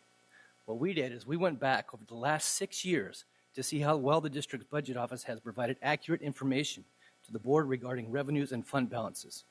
In short, didn't do too hot. In fact, the district's financial performance has been almost the complete opposite of its predictions. Okay, let's just look at how the district predicted its financial performance for the school year 15-16 this past year. Every year, as you probably know, the district is required to make budget projections for 3 years out, 2 years out, and then its actual budget. So the first prediction in 2015-16 was made in 2013-14. How did it do? Well, for a test, the district will get an F. As you can see from this slide, want to make sure that you understand the slides because there's a series of these that are similar. The green shows the actual fund balance that actually happened in 15-16. The yellow shows the budget you guys have adopted the spring before.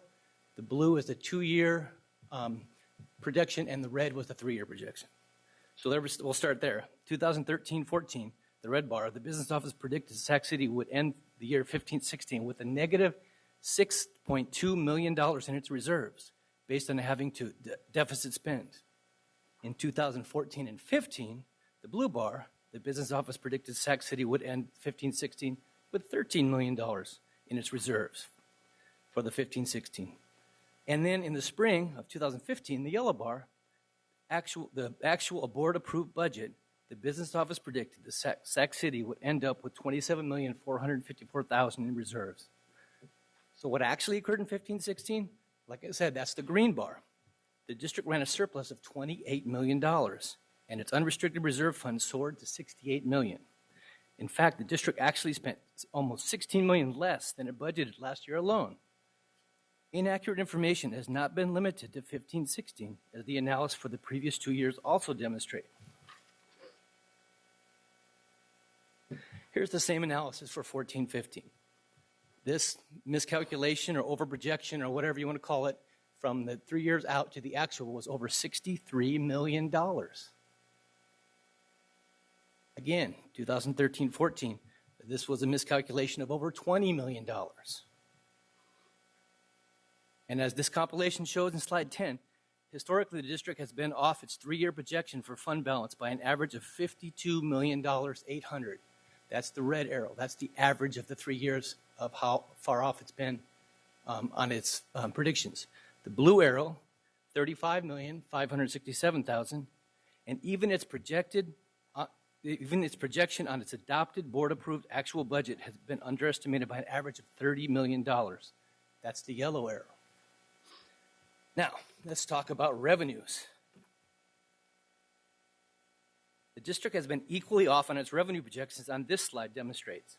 Again, so you make sure that it's a little bit complicated, but the green green bars are the actual revenues that occurred in 15-16, 14-15, and 13-14. The yellow is the budgeted, what you guys budgeted the year before. The blue is the 2-year projection, and the red is the 3-year projection. The arrows are an average of the three. So let's take a look. The district's 3-year projections on revenue have been off by an average of $117 million. That's an average. That's the red arrow. Even worse, its 2-year projection has been off by an average of $155 million in the blue arrow. Gets a little better for the budget, but even its underestimation of the board-approved adopted budget has been off by an average of $71 million. So I guess the point is you're making decisions based on information that you're getting, and you're looking at revenues that you think are going to be really low. So decisions come and they get made, and sometimes they're to close schools or to do other things. And it's not necessarily because obviously you're not bad people, but you've been relying on extremely faulty projections. The impact of these dramatically inaccurate predictions are profound. While our initial reaction might be, isn't it better to be underestimated? Being this far off has meant that today's students are deprived of real opportunities. Not long ago, relying on the same faulty projections, like I said, 7 schools were closed, accelerating the migration of students out of this district and costing us millions more in lost ADA, a vicious downward spiral. Okay. Now, obviously, history is filled with examples of faulty predictions. Now, none of us here can remember this, but you probably can recognize this faulty prediction of Dewey defeats Truman, right? There's the Beatles. There's Paul McCartney. Just days after Paul McCartney officially christened Golden One Arena downtown, some might remember that there was a famous prediction made by the musical director of the Ed Sullivan Show, who said about the Beatles in 1964, the only thing different about them is their hair. And as far as I can see, I give them a year, tops. So looking back at those examples are, of course, just humorous, but our responsibility is serious. The district is in the best financial position it has been in history. Now is the time to make Sac City the destination district for California. We all make decisions based on what we believe is likely to happen in the future. But if we always are told the future's bleak, then we're more likely to make decisions that shortchange today's students. Thank you. Thank you. Do we have? Thank you, David. Here in Sac City, relying on faulty numbers and overly dire predictions of the future have the potential to deny today's students the education they deserve and create unnecessary obstacles to realizing our collective goal. And I believe it's all of our goals in making Sac City the destination district of California. We look forward to working with you and the district's team in realizing our goals and passing Measure G and Proposition 55 in these negotiations. Thank you very much. Thank you. Do we have public comment? Yes, we have 4 speakers.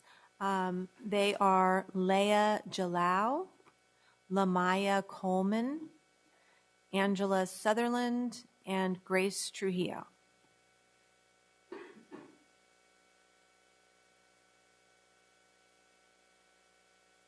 Good evening, Superintendent Banda and Sacramento City Unified School District Board.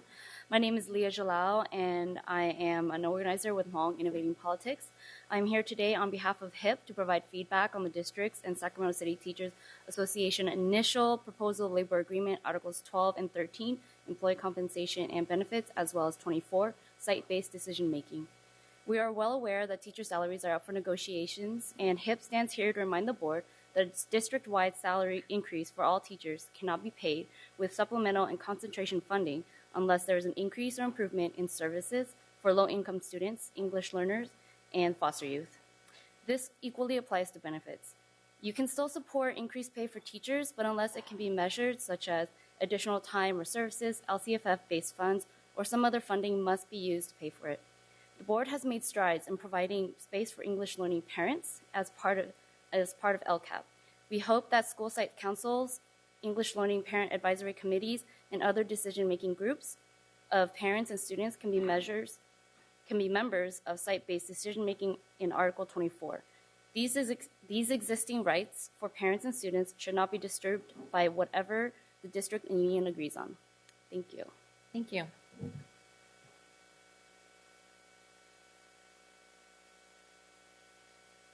Hi, my name is Lamaya Coleman. I'm a parent in the district, as well as a substitute and SAC Act leader. I'm going to wear a couple of different hats in this comment. My first comments are going to be wearing a SAC Act hat. We also want to highlight that in the negotiations for compensation and benefits, that just as she said, you can't use the concentration and supplemental funds for across the board raises or increased benefits unless you're showing measurable, increased improvements in services for low-income students, English language learners, or foster youth. So I just wanted to repeat what she said.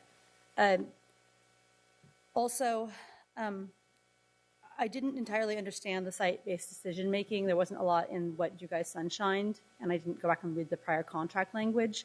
But we just want to voice that obviously the district knows and we know that parent engagement is critical, and it doesn't always necessarily work. And so things that you guys do to improve it is great, but we wouldn't want to see any reduction in parent or community involvement or decision-making power. Then also I just wanted to support in Article 6 that in terms of evaluations, that we believe that the peer assistance and review program could be a really effective tool and something that we support.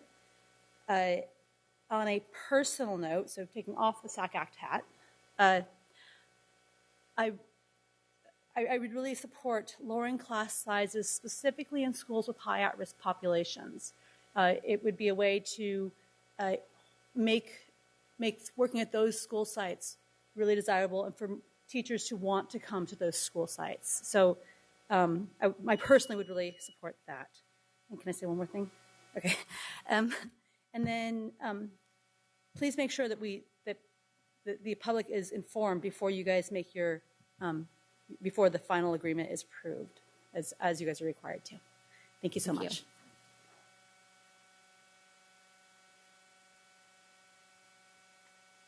Good evening. I'm Angie Sutherland. I have a daughter at Hollywood Park Elementary, and I have some comments considering some of the proposed items in Exhibit A. A couple of them were already repeated or were already said by the first two speakers. But one of them is pertaining to Article 11 under safety conditions. Without knowing what they're including, I just want to make sure that the appropriate behavior interventions are considered before writing procedures in the collective bargaining agreement concerning safety, and also that they're in alignment with district initiatives such as restorative justice, the new revised discipline policies, etc. There shouldn't be anything in there giving additional power to do things that are outside of those scopes. As far as compensation and benefits, I won't repeat what the last two speakers said, but I have the exact same comment about not using the supplemental and concentration funds for compensation.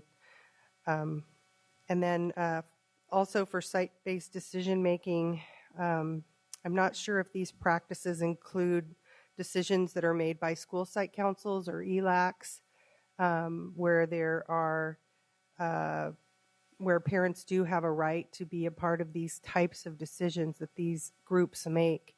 So these should not be disturbed by whatever the union agree and the district agrees upon.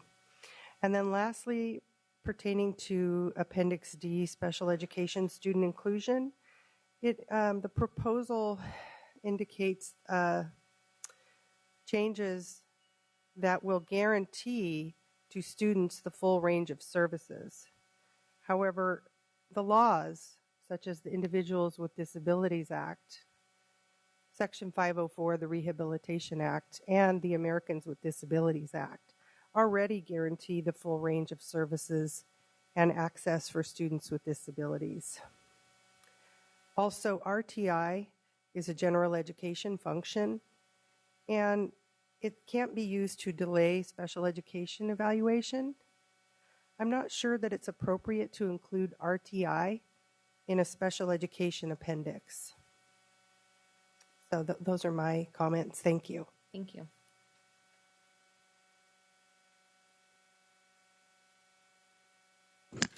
Good evening, members of the board and Jose Banda.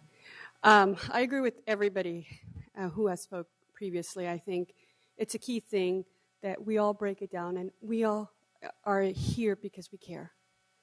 I had an accident with, actually my son ran into a car and luckily nothing happened. It was a true blessing. We don't understand how he only had a couple of bruises. But I think to myself, miracles happen every single day. And that's why I'm here. I told my son, you know what we're going to do? The lady across the street was out there. She's going to sign a petition to put stop signs and put yellows, reds on the corners. My son's at St. Mary's going to have a petition signed. Everybody got together involved. Why can't we here in the Sacramento School District do the same? My son has only been at St. Mary's a couple of weeks. I say a couple of weeks because it's such a short period of time. But we're working together for the common cause, which is the children. I think I've been coming here for the past 7 years. And people is one person against the other. It's the teachers, it's the administrators. I think the latest one, I talked to Becky, and Becky collects 2 salaries. So I was pretty amazed with that. I said, oh yeah, Becky's salaries is the one that is causing the deficit in our schools. I could say go on and on for all the different things people have said about the budget. But I went back and I've been auditing these books. And thank you so much, Gerardo, because the last information you provided us was really good because you're telling us, forecasting what's going to happen. And I think I sat down with other parents to kind of go over it and say, this is the numbers. But the key thing is we have fixed costs that are 49%. No matter how you dice those bad boys, it's 49% cost. And that cost keeps on increasing depending upon these fixed costs that rise. So right now we have 49. Next year it's going to be 52, 54, 56, 60. We could spend all day long trying to say and blaming people and saying those numbers are not correct. Numbers are numbers, and we have to work together. I wish, like I said, to give benefits and full salaries, but the situation in our school cannot sustain that, and it's being affected in our children. You know, only God knows what it's going to happen to me for sometimes speaking out. But guess what? I will do it because the way I look at it, the Lord gave me additional time with my family. I'm a breast cancer survivor, and the way I look at it, 5 more years that I didn't have. So when they ask me, what did you do with those years? It's hard for me to come here because last night I went to bed around 12 because I was in ER with my son. And I was so shocked that they had to give me warm blankets because I was shaking because I was so worried about my son. But I still take the time to come here because I truly care, just like all these other parents. Thank you. So Grace. thank you. Thank you. Do we have any other public comment? Okay, do we have any board comment? All right, this is an action item. Can I get a motion to approve the consideration of public notice of the Sacramento City Unified School District and SC? All right, I got a motion and a second. All in favor say aye. Opposed? Abstention? Great. Thank you. Thank you. Oh, let me take this out of public hearing. Item 10.0, consent agenda. Thank you. I got a motion to approve and a second to approve the consent agenda. All in favor say aye. Opposed? Abstentions? Do we have a public comment on the consent agenda? Yeah, okay, hold on. We got a, which item? On item 10.1C. 10.1C, okay. Who do we have? Grace Trujillo. 10.1C.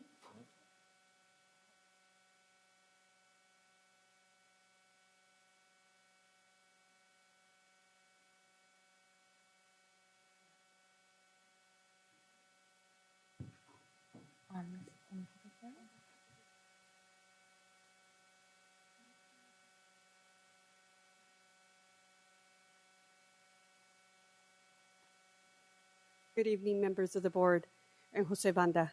About this resolution, I think reading it, I read it a couple of times and trying to figure out what the purpose of the whole thing is. You know, I couldn't quite decide. But I think, you know, reading it, I felt like, okay, how could we treat parents that are advocates, that speak their mind?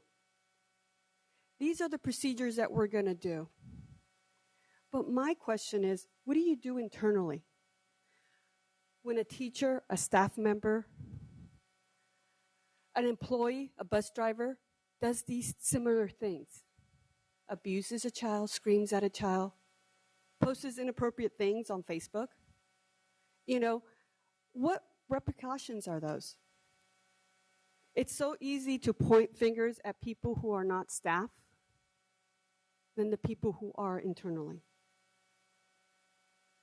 My key thing is, if you're applying these procedures on parents, it should also be internally, because that's discrimination.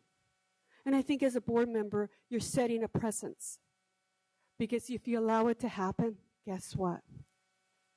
It's going to be affected only those parents that speak up sometimes, and not the people internally, because guess what? Those people are models and are with our children. I know I keep saying about the Catholic Church and bringing the Catholic Church back in order. I'm a true believer in the Catholic Church, and I know it has flaws, just like all of us. I think we're all sinners. But the key thing, the Catholic Church had it where they moved people around. They covered up among themselves, but it was easier to point out. So please, let's not get in that situation.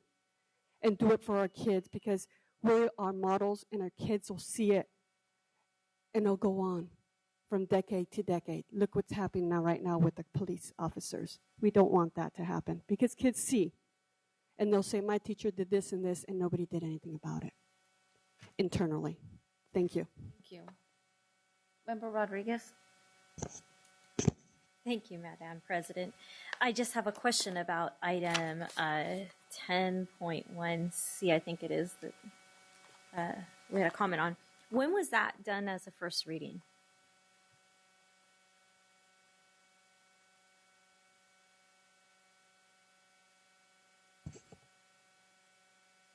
I don't know. I'd have to look at it, but I'm assuming if it's coming back for I think he's here. on consent, I'm assuming that it was done the last He's, meeting. he's running there's down Raul. the. Come on down. You're the next contestant. I was listening in the back room, and I heard my number called there. Catch your breath. Thank you, board members. And, so, did I hear the question correctly? Could you please repeat the question for me? When was that done here? When did it get brought to the board as a first reading? So, this is a kind of a special item that was brought to our attention by the biannual FPM review, the Federal Program Monitoring Review. And as part of that review, they're requesting that we update this board policy. It's our uniform complaint policy procedures that they really do kind of require minimal updating every year or two because new things are added to it. And that's really all that was done here. So this has not been brought to the board previously because it was something that just needed to be done quickly, was brought to our attention. We wanted to get it done for the FPM review.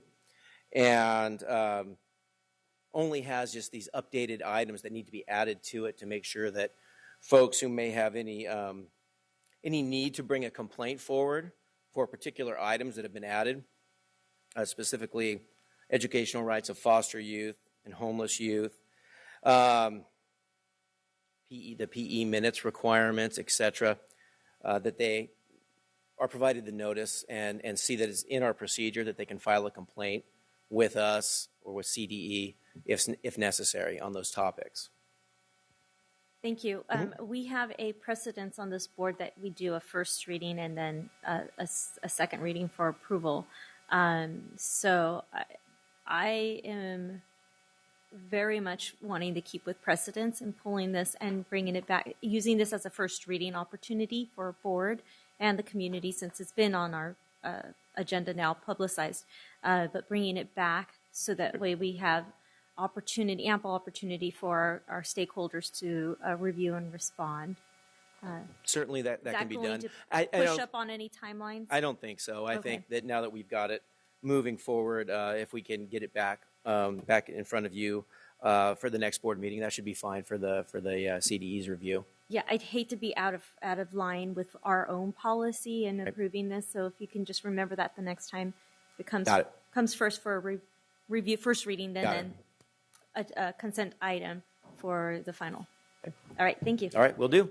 So I just wanted to add, sorry, I also would like to request that when you bring something like this forward and there are changes to the policy, that you give us a summary page that tells us what the changes are instead of just sticking the policy in there and having us go through it and trying to figure out what was actually there before and what the changes were. So. Okay. The changes are noted on the cover sheet there. They're listed as far as stating that foster youth, homeless youth, PE minutes, complaints relating to accommodations for lactating students. Those are listed on that cover sheet there. And there's a red line version, but I can provide a longer summary that gets more into detail if you'd like for the next one. Yeah, that would be great. I didn't see a problem with the way you presented it. It was just only the procedures that we have here: first reading, then approval. So it was fine with me. I could clearly see what was added into the policy. Okay. All right. We'll do that for the next time. I move to approve the consent agenda. Thank you very much, Ms. Palzio. Thank you. I move to approve the consent agenda item with the exception of item 10.1C, which will come back at the next board meeting for approval, review and approval. Thank you. And I second. All in favor say aye. Aye. Opposed? Abstentions? Great. Thank you. Okay, item 11.0, communications. 11.1, employee organization reports. CSA, SCTA. No? Okay. SCIU, Teamsters, UPE. All right. 11.2, District Parent Advisory Committees, Community Advisory Committee.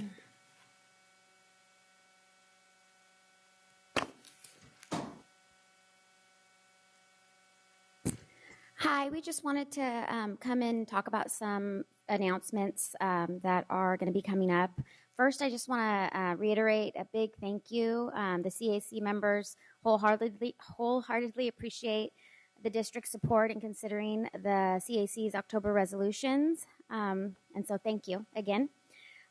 Second, we wanted to remind board members and superintendent that October is Bullying Prevention Month, and actually 2016 is the 10-year anniversary. So I just wanted to go over a couple of statistics just to remind everybody. So, excuse me, 1 out of every 4 students reports being bullied throughout the school year, and from those students, 64% of them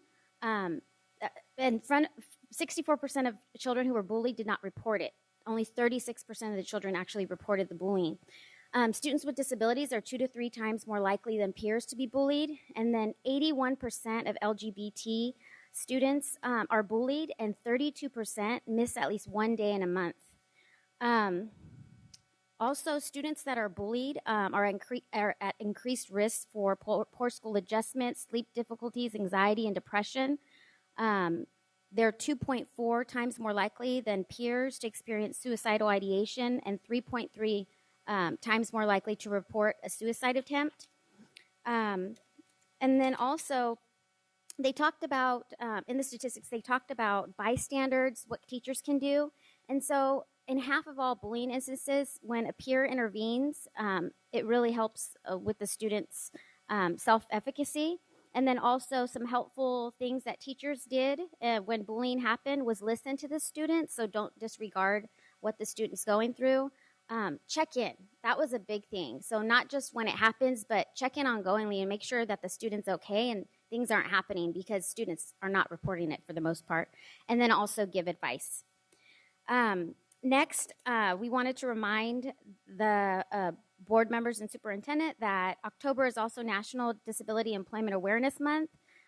So reflecting on the important role disability plays in workforce diversity, this year's NDEAM, or National Disability Employment Awareness Month, theme is Inclusion Works.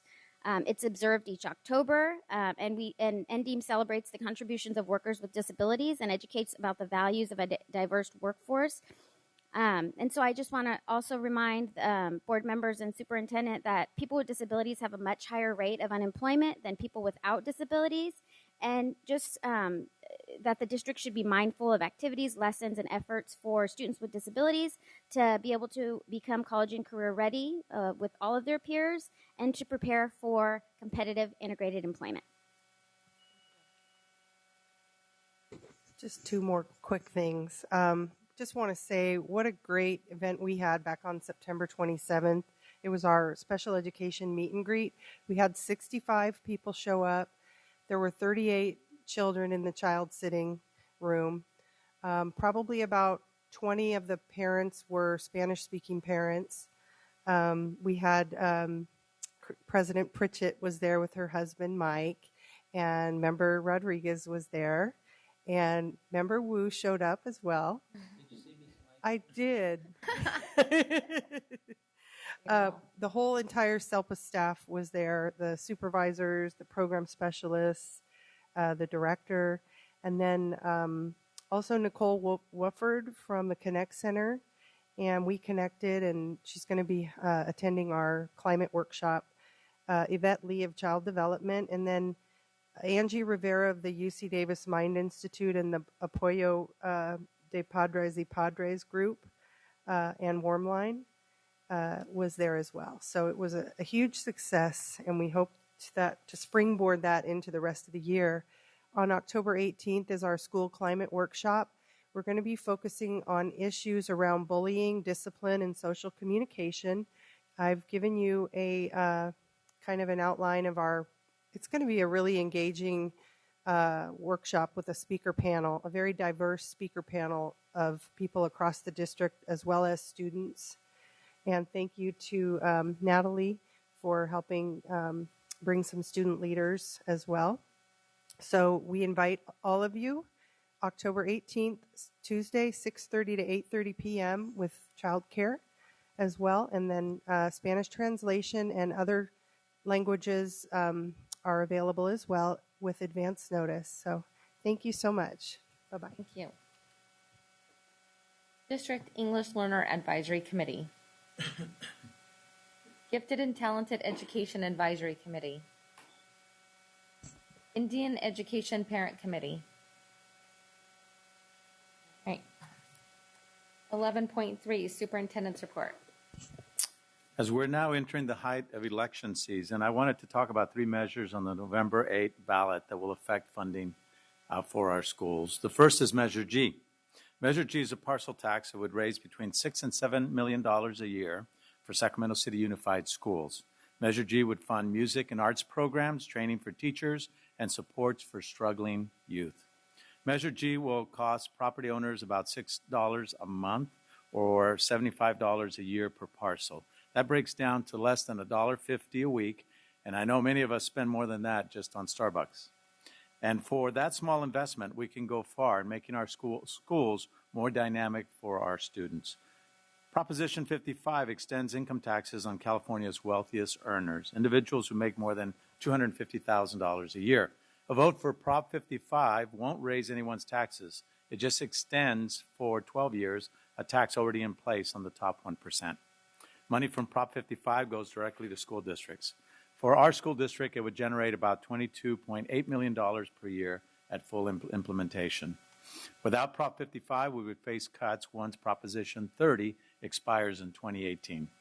Finally, Proposition 51 is a statewide school facilities construction and modernization measure. It would authorize $9 billion in bonds for California schools, $7 billion for K-12, and $2 billion for community colleges. If Prop 51 passes, our school would be eligible for $51.3 million in matching state funds for school improvements. These are 3 important measures that will be on the ballot. The best way to make your voice heard on the issue of public school funding is to vote. The last day to register to vote in California is October the 24th. If you haven't registered already, you can do so online at www.sos.ca.gov.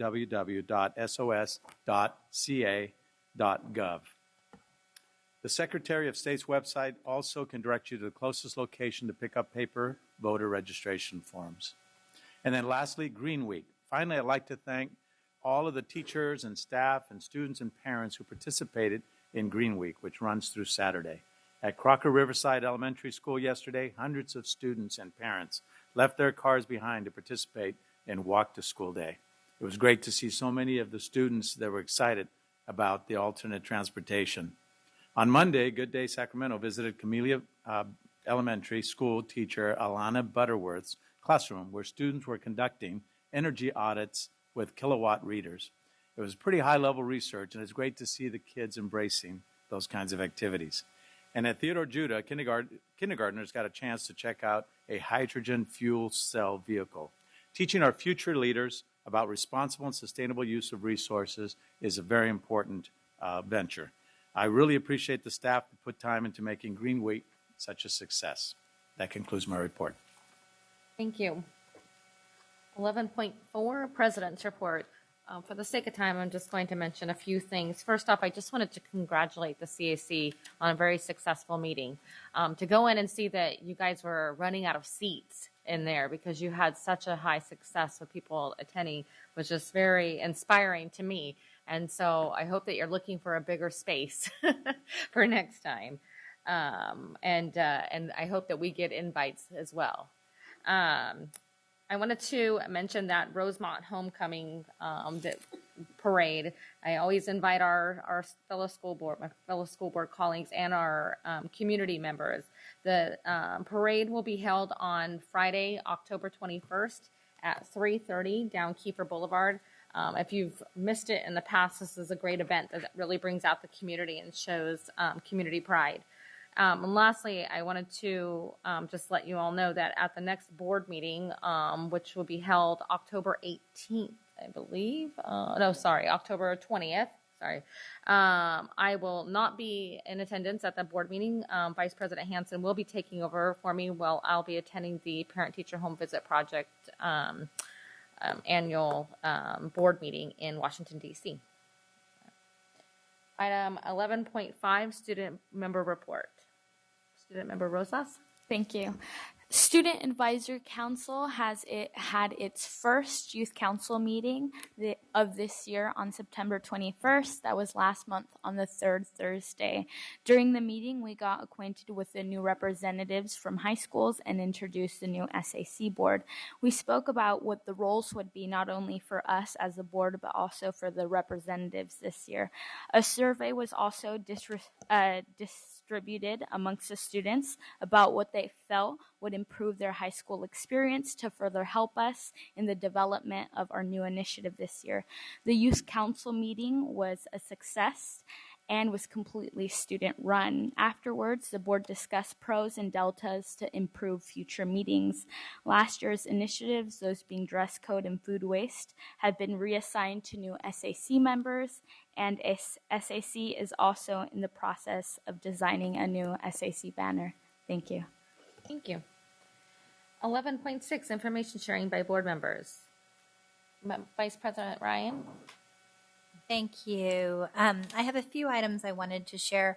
I wanted to start by really recognizing the tremendous community effort of Celebrate Oak Park, which occurred last Saturday in McClatchy Park.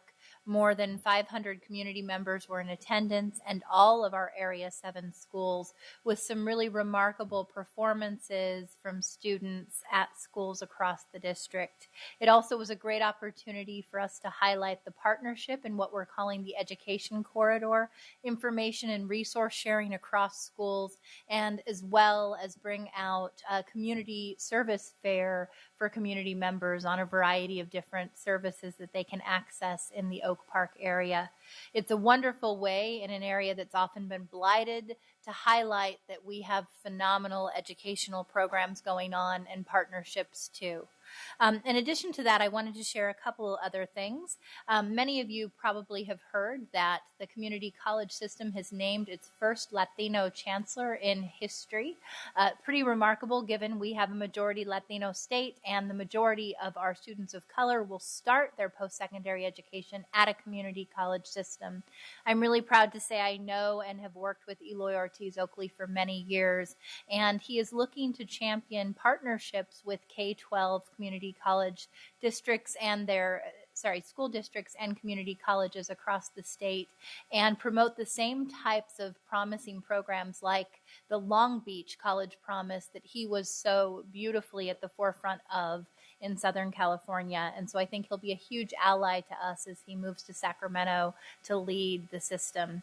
In addition to that, I want to thank Nathaniel Browning and Kathy Allen for helping to bring into fruition the vision of healthy, clean drinking water at Ethel Phillips. Many of you know that over a year ago I lamented the fact that the water over there smelled and had a yellow tint and that students didn't drink it because they said it didn't taste good and it was not consumable. Frankly, after having the water tested by the city, we were told it was allowable within consumption levels, and yet, as we know, no students and not even teachers would drink that water. We were able to get a grant from SAC Chinese and United Way, and I'm very proud to say that in one of the poorest schools in Sac City Unified, primarily English language learner population, they now have the first elementary school hydration station in the district, and state-of-the-art with drinking water that I'm told tastes good and has certainly promoted the value of water for healthy living. And then finally, just wanted to make sure I mentioned, while Superintendent Vonda talked about several very important initiatives from 51, the school facilities initiative, to 55, to extend Prop 30 resources to school districts, and Measure G, which we very much hope at a local level will bring $7 million to music and arts programming, professional learning, and key student supports for students at risk of falling out or falling behind or dropping out. We didn't mention Prop 58, which we have also supported as a district to repeal the English-only curriculum and promote bilingual ed, which we know is vital to students and families in this district. So we would be remiss in not recognizing that that's key to voters as well.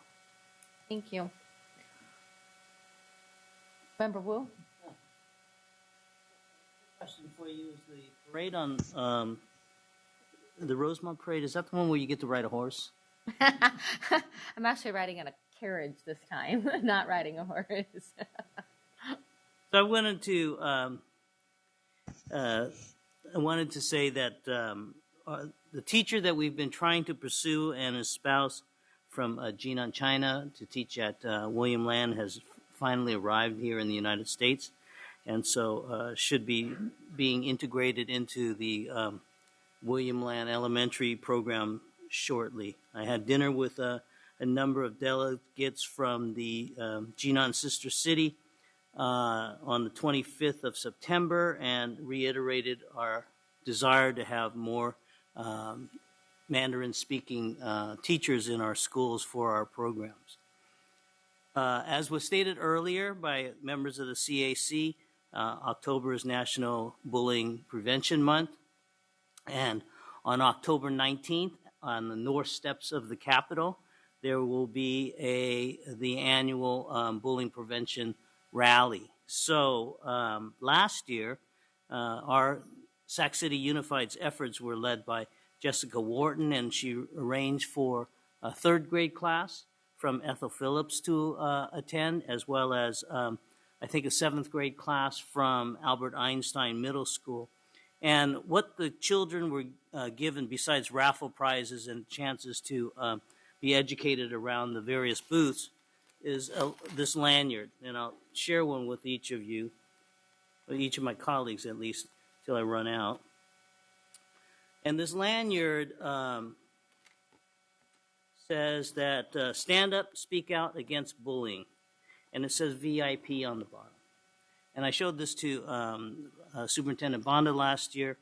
One of the remarks that we'd received from some of the children were that third grader was that he had never been referred to as a VIP before. And he was so proud to be brandishing this name, this lanyard, which identified him as a VIP. In addition, once they returned to their schools, their colleagues in the school were so jealous because they had these fancy lanyards identifying them all as VIPs. But I was there on the north steps of the Capitol. I spoke on behalf of against bullying and on behalf of the district. I will not be there on the 19th, and I'm hoping that one of my colleagues is invited will come and speak on behalf of this district. I know that President of Elk Grove Unified, Bobby Singh Allen, has been asked to chair and lead the discussion on that day, but I'm hoping that one of our members will be there to proudly represent Sac City Unified as well. So if you'll give me your name, I can let the program people know who will be speaking on our behalf. And I thank you all. Great, thank you. Member Rodriguez? Thank you, President Pritchett. I just need one little thing for this. Just need it. Okay, so I'm going to go through this really fast. So here's my list of activities. I attended a meeting of Apoyo de Padres para Padres, so it's parents helping parents. Thank you to Miss Angie Sutherland for making that connection. As a result of that, then I told them and I committed that I was going to be part of the meet and greet on the 27th. And thank you, President Pritchett, for making sure that I get there on time and before the meeting ended.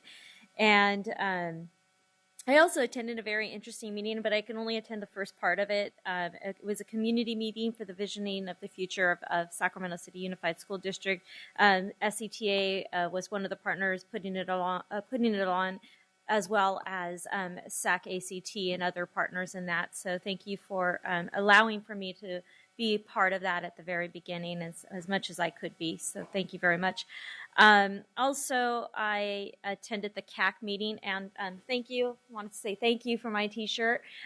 Fair, it is totally me, and I'll probably be wearing this shirt as more often as I think, because every little word in there is just right up my alley. So thank you again.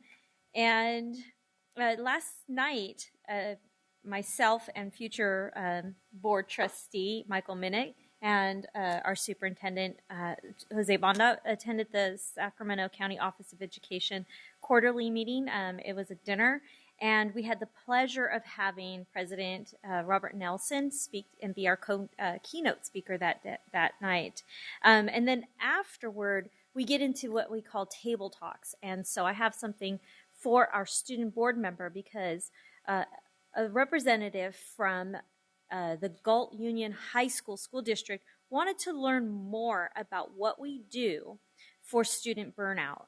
She's very curious on that. So I would love to facilitate an introduction between the two of you, and perhaps you can take that back to your council and connect up with the Galt Union High School student board member, and then start a collaborative working relationship on what we do here as Sac City Unified.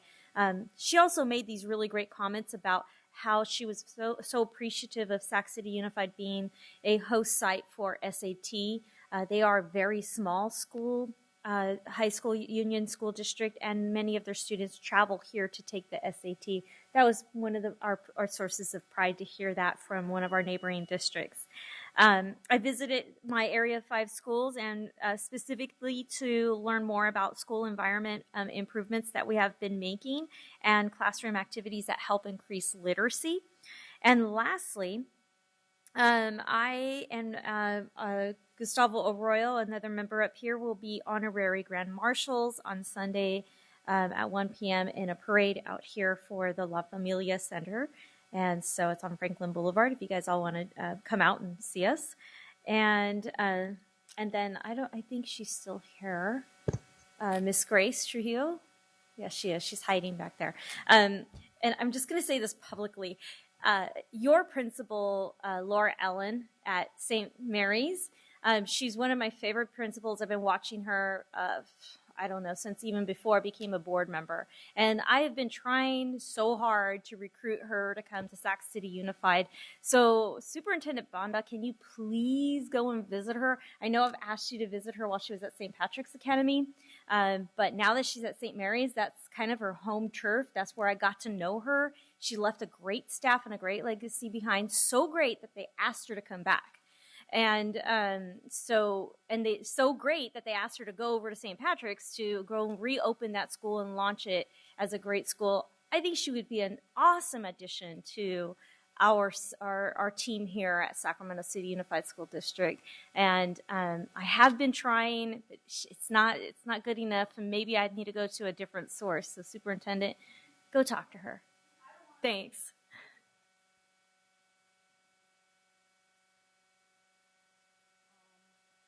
Member Wu, you still have your light on. Thank you. Vice President Hansen. Thank you, Board President. Just a few things to report. Mostly been spending some time looking at some of our facilities upgrades at our schools. We've got a lot of work that needs to happen there, and that's a big focus for a lot of our community. In particular, looked at the new Visual and Performing Arts program that we have at McClatchy High School. We really have a state-of-the-art program there. It's really excellent, and we had great cooperation with the teachers and the principal of designing that program. It really is going to be one more big draw for that school. Working on providing dental programs for some of our elementary schools with really high needs children. So I found a great partner there that I'll share that information with folks. And another great program, Vision to Learn, which I partnered with a couple of years ago, that did eyeglasses for kids.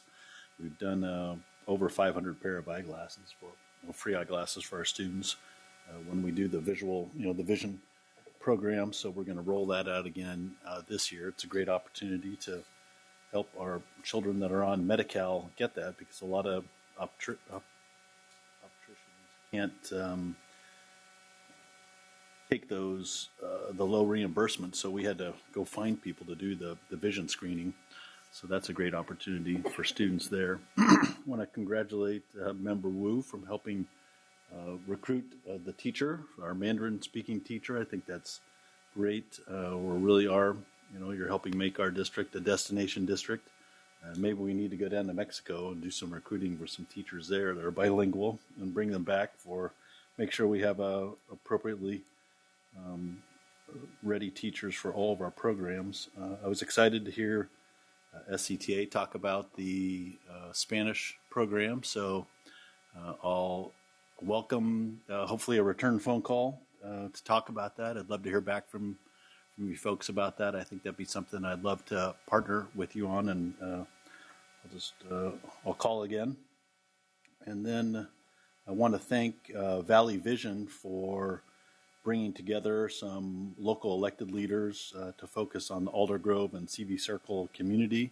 We're working on integrating some of our city services with county services with what we're doing at the schools to try to be, most efficient with our tax dollars, because we're serve the same people, and we all have very large budgets, and sometimes if we don't coordinate our work, we're wasting efforts, but we're going to be able to do increased health care for the community and the students in that area, and provide other public services by coordinating our work together. So I'm really excited about that, and thank Valley Vision for doing that, and it can be a model for other parts of the city. So thanks. Thank you. Okay. 11.7 Board Committee Reports. Vice President Hampton, would you like to report on the facilities? Yep. We have gotten back 3 proposals on the Old Marshall site. So we'll be convening our community group with our board member Cochran as our board appointee to take a look at that. So I'm excited that we're going to be able to move forward on that. We are moving ever closer to resolving our 16th and N site. And then our central kitchen, we're finally got that scheduled for the end of this month. And we will be hearing then about our folks that we're looking to help us guide that program. And I know we're kind of have one big project out with the property swap that we're examining on that. So if we're able to do that, that's going to save us several $1 million of construction money that we can invest back into the program and invest back into maintenance in our district. So we're on track. Great. Thank you. I will report on the Superintendent Evaluation Committee. The Evaluation Committee has completed the Superintendent Evaluation, and I just wanted to thank the committee and the board for their time that we put into this, but I also would like to thank staff and the community that took the time out to complete the survey. All right, item 12.0, Board Workshop Strategic Plan and Other Initiatives. 12.1, Governance Handbook. Mr. Browning and Mr. Lamb.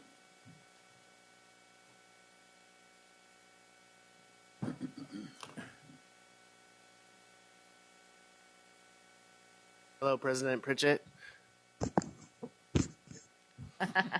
Superintendent Bonda, members of the board. I'm Nathaniel Browning, the Special Assistant to the Board of Education, and with me to help co-present is Mr. Steve Lamb, Governance Consultant with the California School Board Association, CSBA. We are here this evening to briefly present to you the Governance Handbook in your board packet that was developed at your request. This presentation is just an informational item, and it will come back to you on November 3rd for final approval. Guess I better start working on the slides, huh? Slide.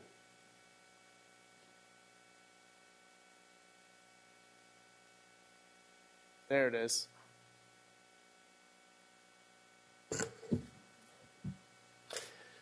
Before you is the vision and mission statement of the newly adopted strategic plan. The plan was developed and adopted to be a living document used to inform and set the direction of the entire district over the next 5 years.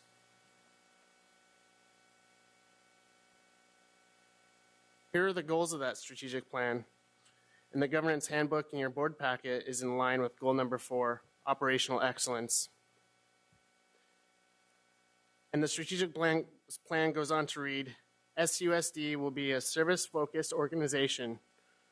We will consistently serve students, families, staff, and community with efficient and effective programs, practices, policies, and procedures at every point of contact across the district.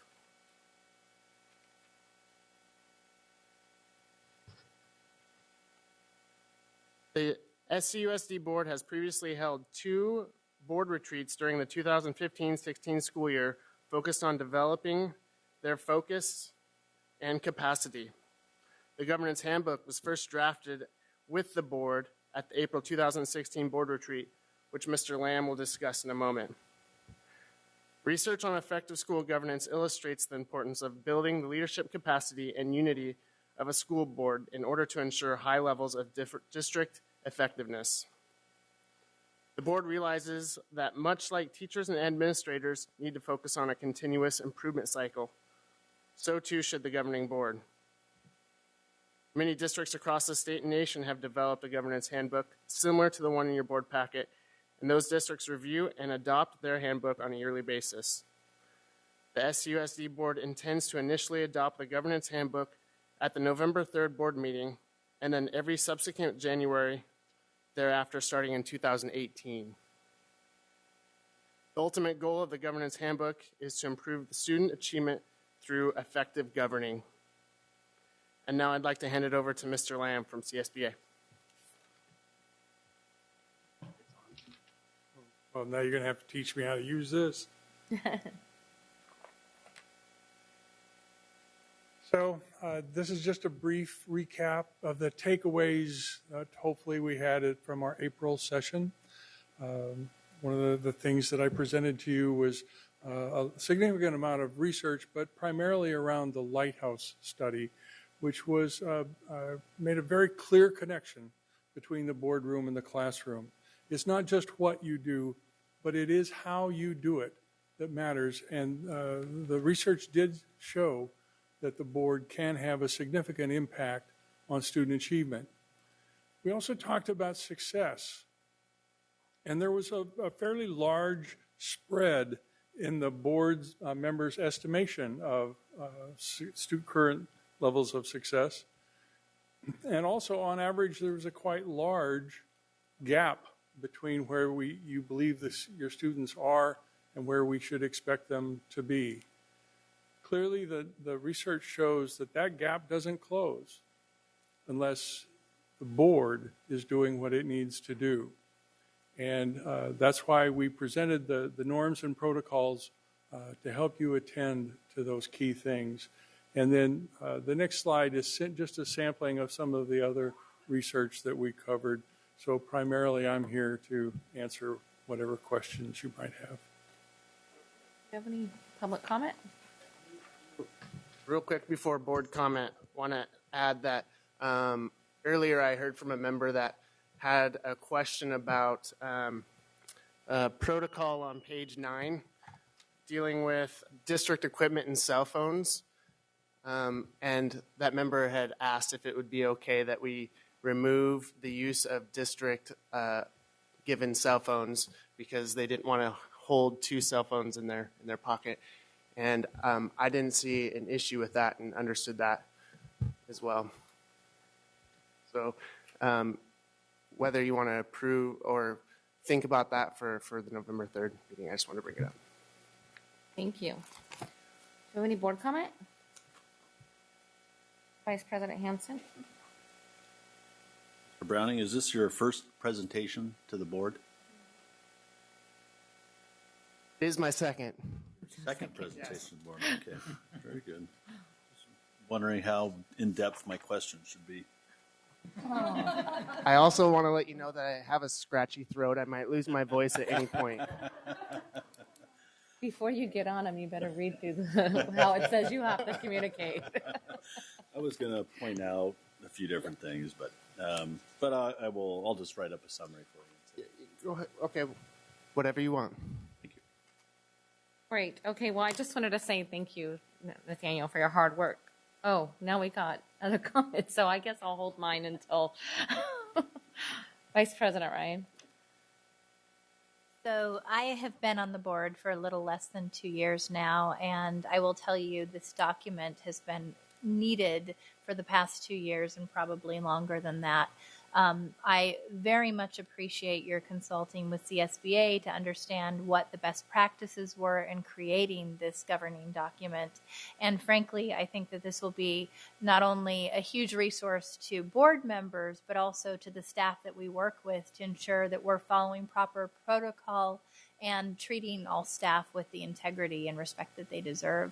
I would also like to say, Nathaniel, that I appreciate the initiative and time and energy that you put into this. I know that this was a frustrating process at times and very much a labor of love. And just want to once again underscore, as so many board members have, what an invaluable role you've played in the short time you've been with us. Thank you, and I want to thank Mr. Lamb for that as well. Member Rodriguez? Yes, thank you, President Bridget. Thank you to Mr. Lamb and Mr. Browning. So formal. I really enjoy the process that we did take on this.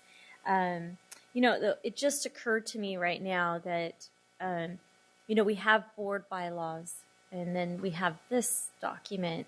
And when I'm looking at the district use of email accounts and equipment, we should really kind of match that up with a board bylaw, probably. We might need to add something or revise a board bylaw because the word board members shall utilize district provided emails. That's not exactly in the board bylaw. We need to formalize that. That would be my one recommendation. Because this is supposed to be like a living document, something that can come back and be revised. Board bylaws are more concrete. Agreed and noted. Thank you. Superintendent? Yes, I also wanted to thank Nathaniel and also Steve. I mean, it's been a great partnership, and it's always great when we can utilize the resources, expertise, and knowledge that CSBA brings to the table. So I just want to acknowledge the partnership, and again, Nathaniel, for staying with us. I know we started this discussion when he first got hired on, and he stayed with it and saw it to completion. So congratulations on that. I really look forward to the document helping us as a governance team to really refine the work that we do, keep us focused on targets. Tonight we're going to be hearing about the CASP results, and then followed by the data dashboard that we're developing that should keep us focused on student achievement and making sure that we're doing everything we can to support and improve the student outcomes. So thank you.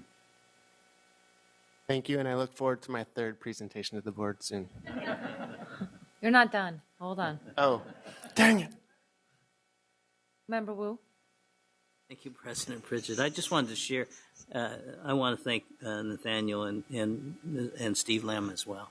But I just want to share with my colleagues that I'm saving my accolades for Nathaniel privately, because the less we broadcast how thankful we are for his existence, the less likely we're going to lose him. So I just admonish that for my colleagues to understand. We can pat him on the back all we want once we're off the air, but I just do not want to lose Nathaniel. Thank you. All right. Well, first off, thank you both for this. I know that this has been something that I've talked to Nathaniel about since we hired him, and I really wanted to accomplish this while I was still president. So thank you so much for your hard work on this. It means a lot. As Nathaniel had mentioned, this document is in line with our strategic plan goal number 4, operational excellence. And it's important that the board, being a pinnacle role in this organization, that we model the expectation.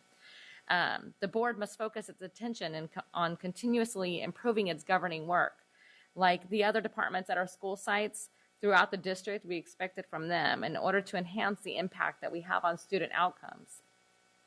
The document has been developed based on the best practices, and it'll help map out the governing role and functions more clearly, which will allow us to achieve a higher impact.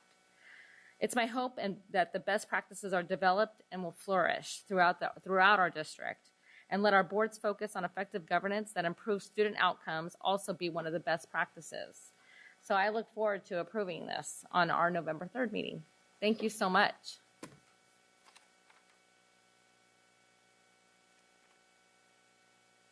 Okay.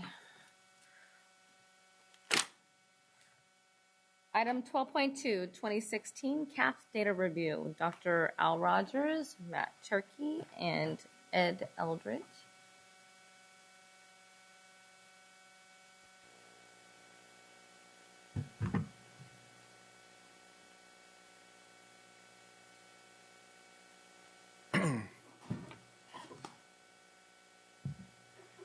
Oh, hi, VIP. That's right. I've got my VIP swag prominently displayed. Good evening, Board President Pritchett, board members, Superintendent Bonda. I'm Al Rogers, Chief Strategy Officer, and I have with me this evening Mr. Ed Eldridge, Director of the Strategy and Innovation Office, and also Assistant Superintendent Matt Turkey of the Academic Office. We are here tonight to brief the board on the district's 2016 CASP data and our dynamic student and teacher support system that fuels those results.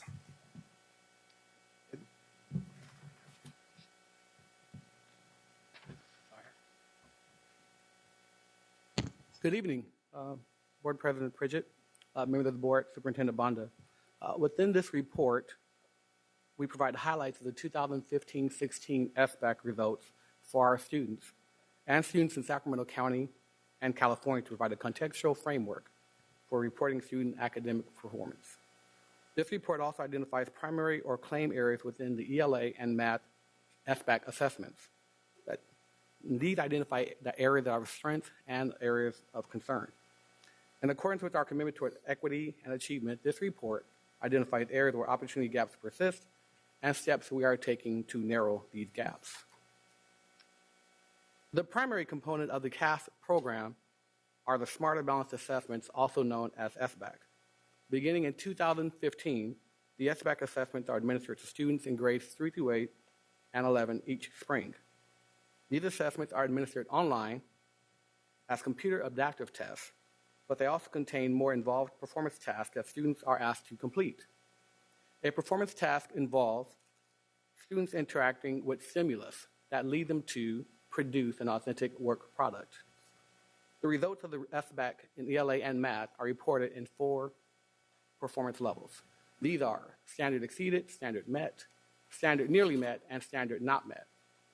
The goal is for our students to perform at the standard met and standard met and standard exceeded levels.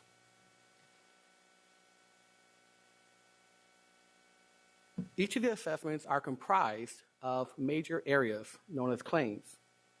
In ELA, the SBAC claim areas are reading, writing, listening, research, inquiry. In mathematics, there are concepts and procedures, problem solving, modeling and data analysis, and communicating reasoning. Claim results from the assessments are reported in 3 levels: the above standard, the near standard, and below standard. The goal is for our students to perform at the above standard. Through the process of reviewing our SBAC performance, our comparative analysis within the county and to the state revealed some broad findings. In ELA, the percent of students who exceeded or met standards in our district did not match the performance of most unified districts in our county. However, we are encouraged by our growth from 2015-16, which mirrored the growth of the county and exceeded the growth of several local districts. In math, while the county and the state experienced great increases, there was evidence of growth in the number of students who exceeded or met standards in SCUSD. On this slide, we see a summary of the overall performance of our district in ELA as measured by the SBAC, as well as a comparison of the performance in each grade level from the previous administration of the assessment. One highlight are the increases in the percent of students who exceeded or met standards for each grade level from 2015 to 16. Increases range from 2% to 5% at each grade level. ELA results were also disaggregated by ethnic student groups. Gaps exist for African American, Native Hawaiian or Pacific Islander, American Indian or Alaska Native, and Hispanic or Latino students. While there are gaps, all groups of students saw improvement in ELA performance from the previous year. The final disaggregation of ELA results were by non-ethnic student groups. We observed that some of the highest performing students in our district in ELA are initially fluent English proficient students, redesignated fluent English proficient students, both which are groups of students with a home language other than English. We also disaggregated our ELA results by each claim to better identify strengths and opportunities based on our students' performance. The area in which students most frequently performed at the above standard level was research and inquiry. The area of concern across most grade levels was the listening claim. And here is Assistant Superintendent Matt Turkey to provide additional information.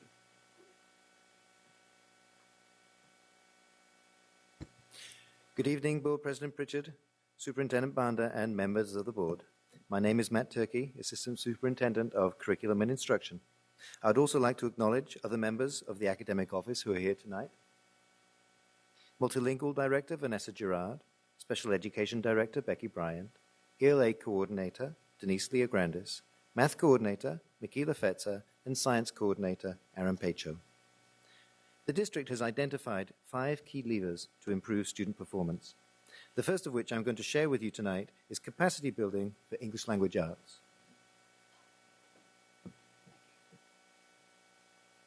The new standards are more rigorous than previously, and types of questions and tasks students are expected to engage in are more demanding. The standards also require students to explain their reasoning and understand and critique the reasoning of others. They must do so using a higher level of discourse, such as the way we talk and the way we write to communicate in school settings about academic topics, and using disciplinary language, such as being able to speak and write like scientists, mathematicians, writers, and historians. As such, the 3 instructional shifts that we are focused on district-wide in all subject areas are the use of high-quality tasks, texts, and questions, academic discourse, and disciplinary language. Teachers are supported to engage students in these practices by our team of 10 ELA/ELD training specialists who provide assistance with instructional planning, demonstration lessons, coaching, and feedback. Professional learning for site leaders, teachers, and instructional aides in workshop sessions continues to increase capacity to implement the ELA standards. This year, District ELA's instructional support is expanding on the work of academic discourse by adding a focus on writing about reading and ways to support our students in grades K through 2 with foundational skills acquisition. Over the past 4 years, the district has begun shifting to a balanced literacy approach to literacy instruction, which begins with a focus on genre-based writing instruction through inquiry methods and the use of mentor texts. More than 500 teachers in grades K through 8 have attended the beginning and advanced Balanced Literacy Summer Institutes. Moreover, every school in the district has decided to dedicate collaborative time to work on ELA and math on a regular basis. The Thursday collaborative time for teachers will be used to increase our collective capacity for teaching and assessing the standards and to respond to our students' individual needs in a timely manner. Thank you.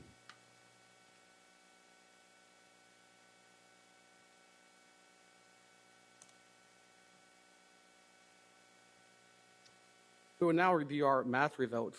On this slide, we see a summary of our district in math as measured by the SBAC, as well as the comparisons of performance in each grade level from the previous administration. One of the highlights from this slide are the increases in the percent of students who exceed their MET standards for most grade levels. The increases were as high as 4% at grades 3 and 4. We also disaggregated our math results by ethnic student groups. Based on the data, opportunity gaps exist for African American, Native, Hawaiian, or Pacific Islander, Hispanic or Latino, and American Indian or Alaska Native students. We also observed that there was progress made in narrowing the math achievement gap between all students and students who identified as American Indian or Alaska Native. The percent of our students in math was also disaggregated by non-ethnic student groups. Similar to our ELA results, we see that the highest performing students were initially fluent English proficient, redesignated fluent English proficient, and those who were not economically disadvantaged. Areas of focus regarding math will be on the performance and progress of our English learners students and our students with a reported disability and who who are economically disadvantaged. Similar to our ELA analysis, math results were disaggregated by claim area. The area in which students most frequently performed at the above standard level was on the concepts and procedures claim. An area of concern across most grade levels was in problem solving, modeling, and data analysis claim. That's one of the long sounding claims there. Again, Assistant Superintendent Turkey will provide additional information.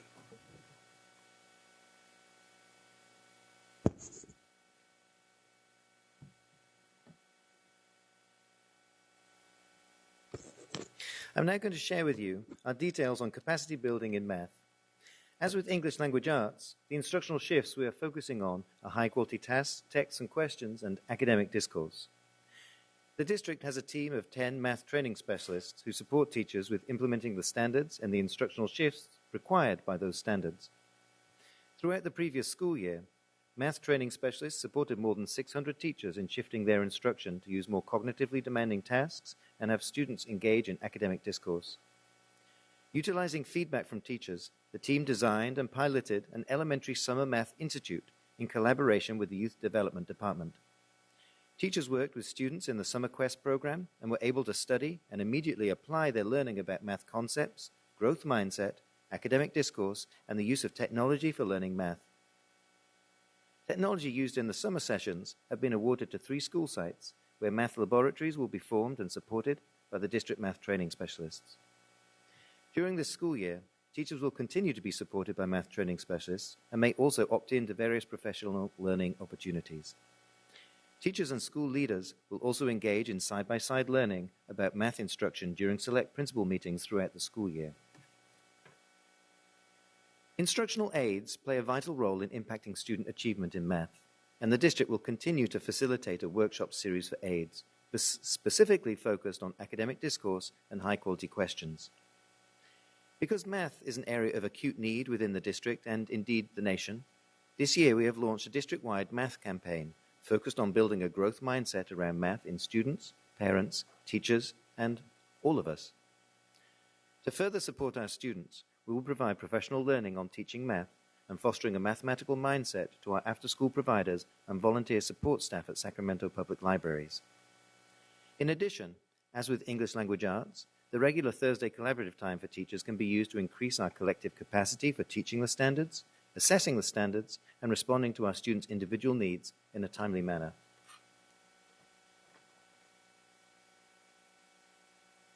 To close the opportunity gap for our traditionally underserved students, it is essential to keep levels of rigor and engagement high, and to ensure students have many opportunities to engage in high levels of academic discourse and language needed for success in school and for life. As such, the use of high-quality tasks, texts, and questions and academic discourse is of critical importance to our underserved students, our students of color, English learners, and students with disabilities. For all of our students to achieve at high levels, we need to foster a growth mindset, especially in our traditionally underserved students. Students who have a growth mindset, who know that they can learn, grow, and improve, learn much faster than students who have a fixed mindset. The Academic Office and the Equity Office are working collaboratively to integrate social-emotional learning and growth mindset into the teaching and learning of the standards as a major strategy to close persistent opportunity gaps. We recognize that this work will only go so far in closing opportunity gaps unless we focus intentionally on understanding the inner workings and impact of implicit bias, race, and systematic oppression within our school systems.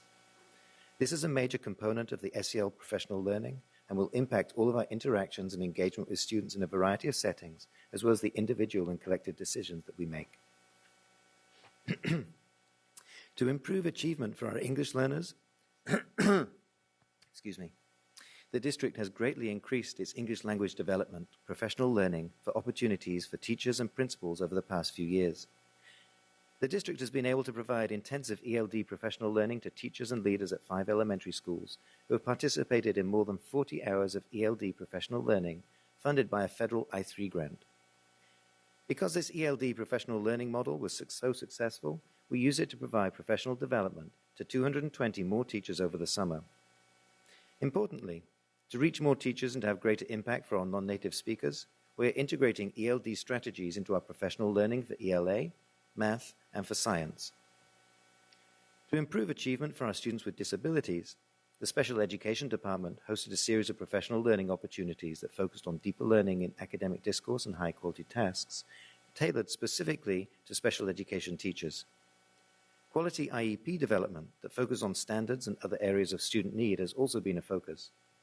This year, special education teachers will use regular collaborative time to interface with their general education peers to better serve our students with IEPs. As with English language development, we are integrating best practices to support our students with disabilities into our professional learning for ELA, math, and science. In addition to provide interventions and supports to our struggling students, school sites offer a variety of programs and support classes to students before, during, and after the school day.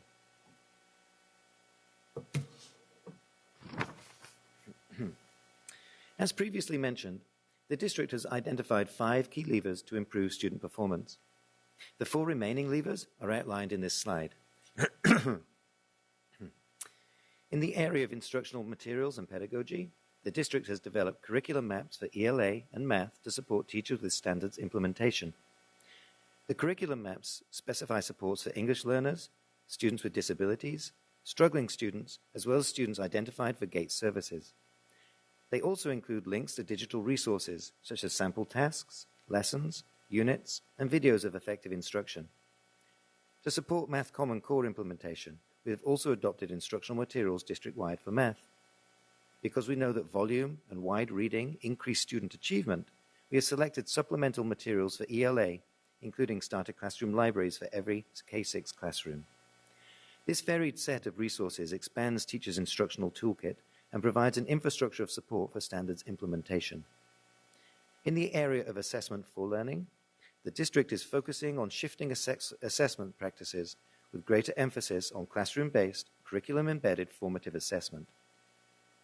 In addition, last year the district reinstituted a benchmark assessment system to have a common measure of monitoring student progress system-wide. The district will continue to refine its benchmark assessment processes and engage teachers in more focused work on data analysis and in instructional planning. The district has taken great strides to increase communications and stakeholder engagement. The academic office will continue to host workshops to inform parents, guardians, and community partners of the educational changes resulting from standards implementation. To maximize the effort, the academic office is collaborating with the Family and Community Empowerment Office to conduct parent workshops. Furthermore, the district will continue to conduct presentations to our various parent advisory groups. In addition, posted on our webpage are the locally developed Common Core parent guides for math and for ELA.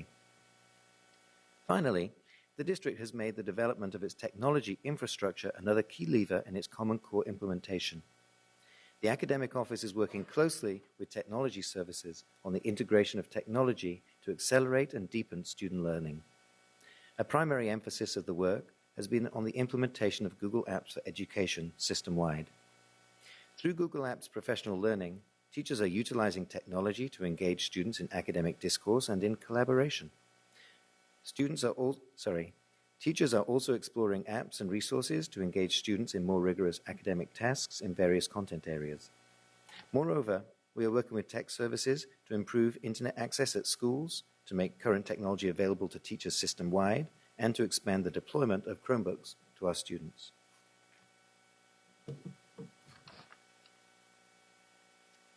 The district has learned many lessons since the initial implementation of the Common Core. We have learned that there are no shortcuts to deep learning and changing instructional practice. The shifts in instruction required are major cultural changes and require time, continuous learning, and collaboration. An infrastructure of support is vital for both students and for adults. Bringing successful standards implementation to fruition is a huge undertaking that requires commitment from all levels of the system. Next steps in the district's standards implementation include the following. We will continue to improve and expand the professional learning for staff and integrate instructional supports for diverse student populations into our professional learning sessions. We will build upon the ELA and math curriculum maps, including growing the bank of electronic resources available and begin to develop next-generation science standards aligned curriculum maps for all of our science courses. We will expand instructional supports, including videos of effective practice, text resources, and sample lessons and units.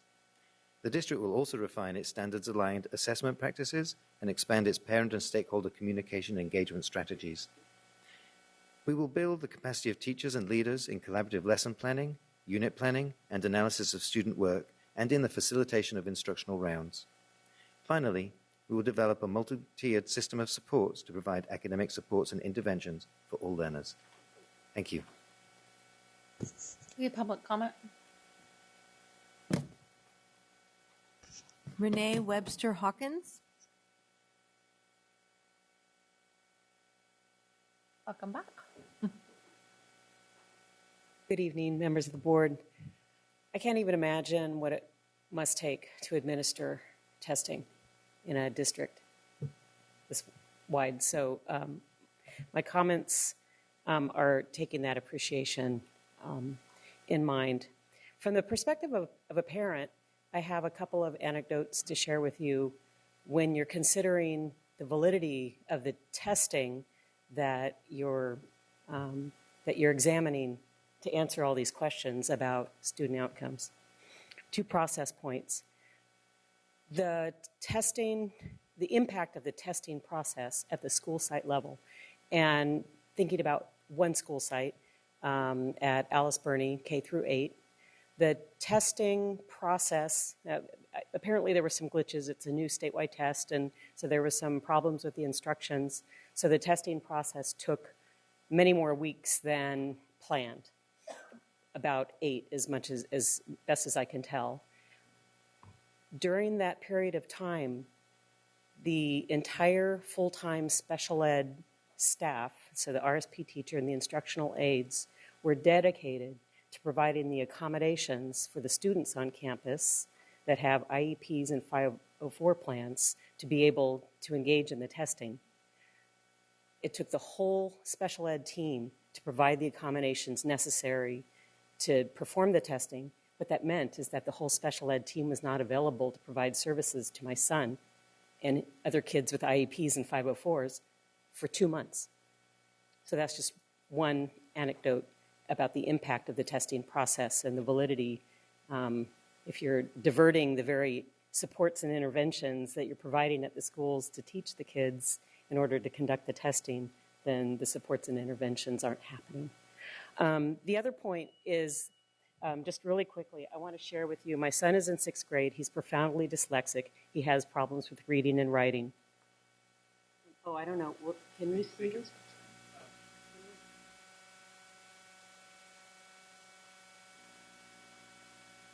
I want to show you a writing example from him from earlier this month. Here we go. This is something that he produced in his 6th grade class during a 15-minute time frame where he and his peers were asked to write in a journal about courage. This is what he produced in 15 minutes. For the life of me and him, he couldn't read it back. I couldn't read it back. I got the statewide testing results back a couple of weeks ago for him, and he was tested as nearly proficient in writing for 6th grade. So I just mentioned that for you as you're parsing the data. Ask, what does this data really mean? Thank you. Do you have any other public comment? Do you have any board comment? Member Rodriguez? Thank you, President Bridget. I'm a little taken aback by that last illustration from our public commenter. I'm always very weary of tests, especially tests on computers. Sometimes you think that just because it picks up a character, it says, well, something's there, and therefore it is what it is. Pass, right?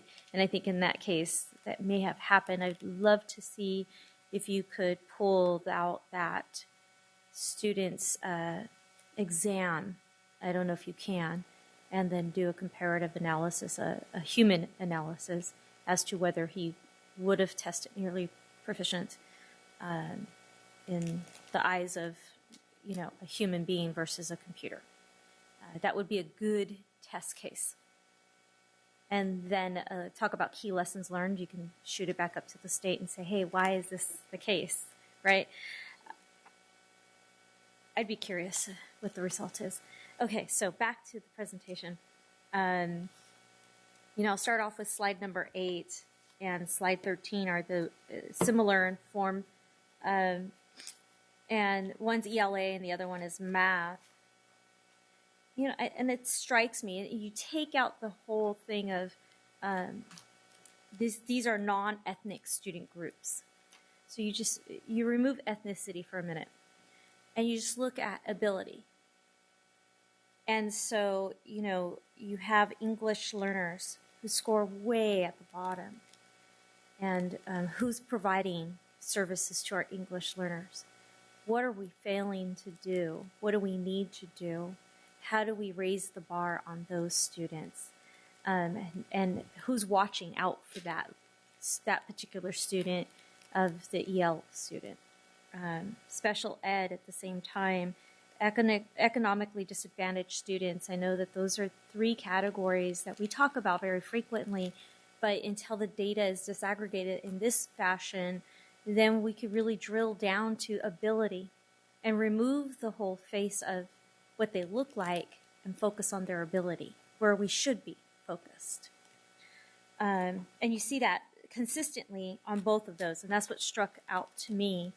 And I believe that when we look at data and what you focus on and what you put a lot of attention in is going to raise up.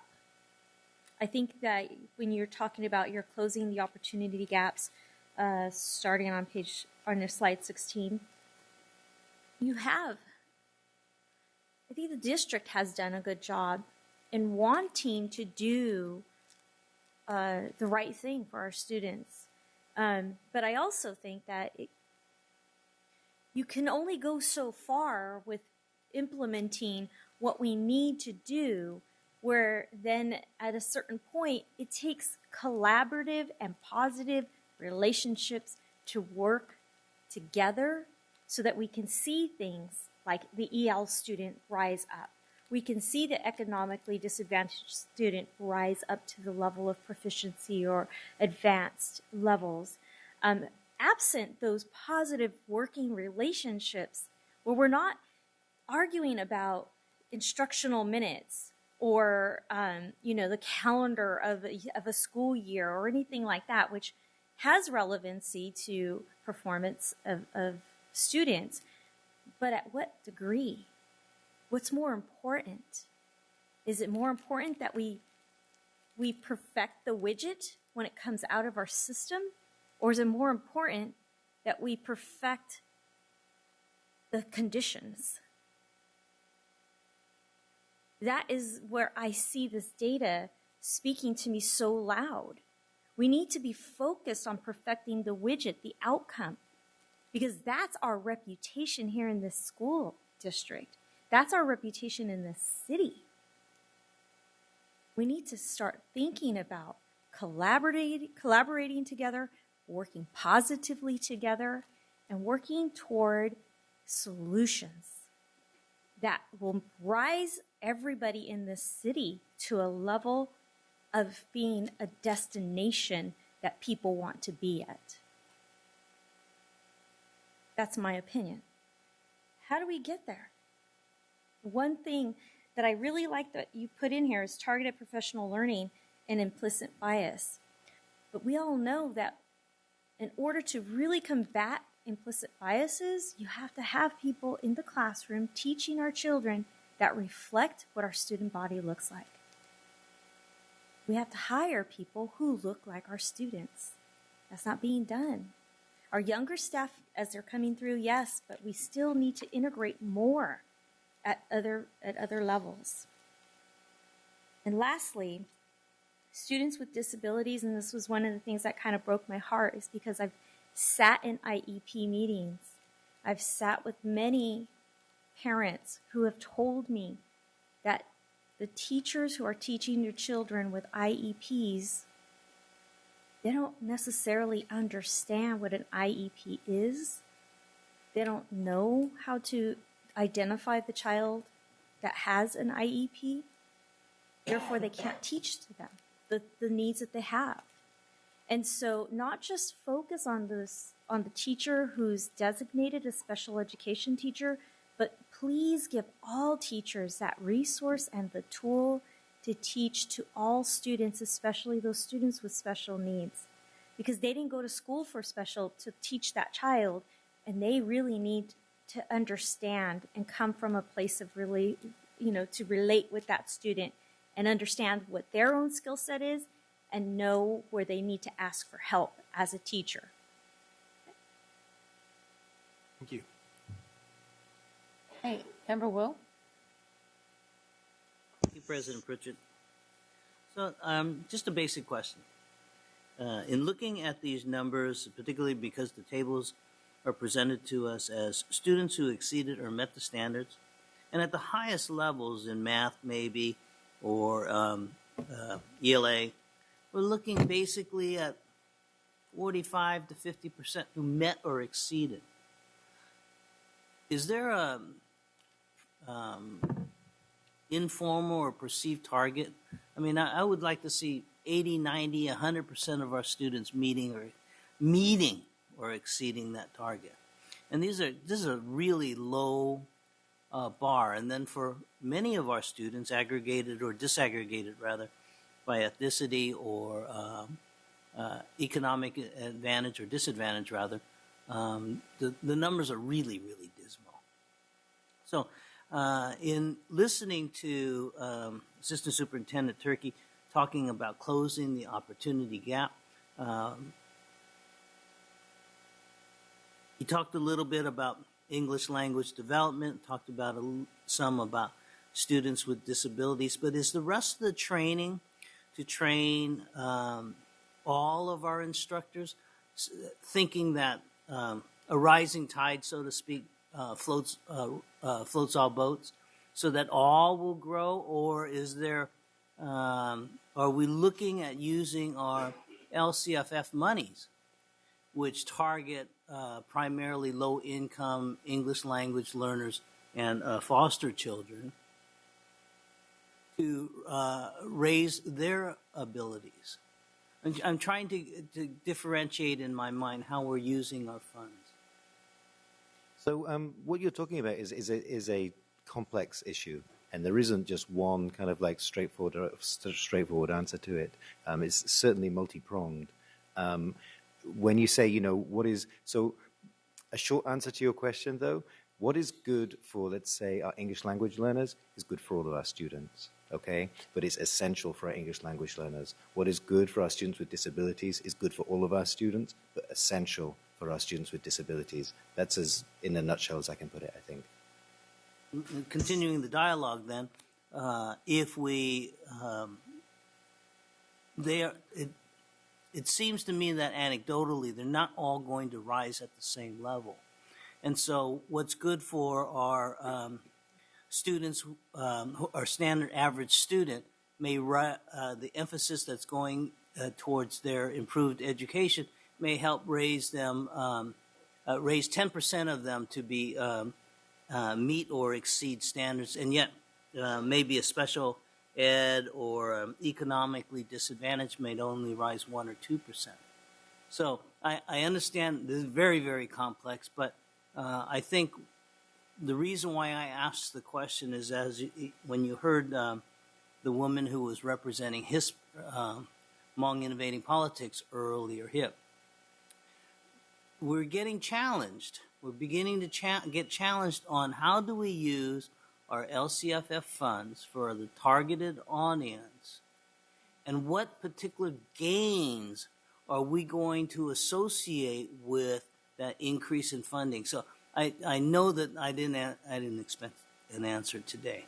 I raised the question because we need to be mindful as we approve subsequent budgets of what the public is going to be challenging us to address, and we will be challenging you to say, okay, X amount of dollars, we expect to have this type of result.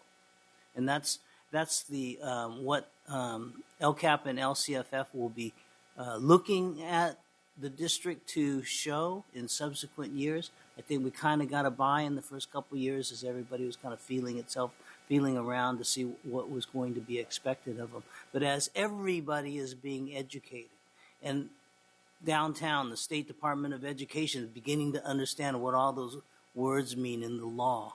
They're starting to hone in on what's going to be required. So I raised that today to give us fair notice for next June. Thank you. Vice President Ryan. Thank you. Well, I want to appreciate Board Member Wu for his excellent line of questioning. He said much of what I wanted to. Just a few things.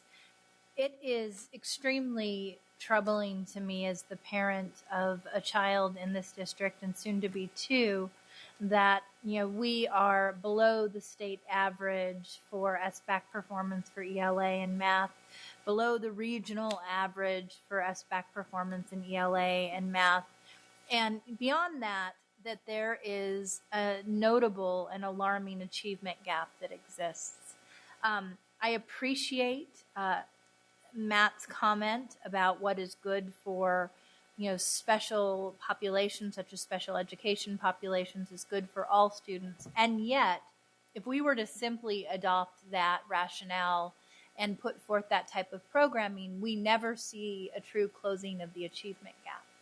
And so I'm interested in hearing how we're actually using this data to ensure that we're providing equitable level of instruction with a real eye towards using those supplemental concentration dollars that were spoken about by HIP, SAC Act, and others to meet the needs of students who are not seeing gains proportionate to their peers and as a result could be left behind.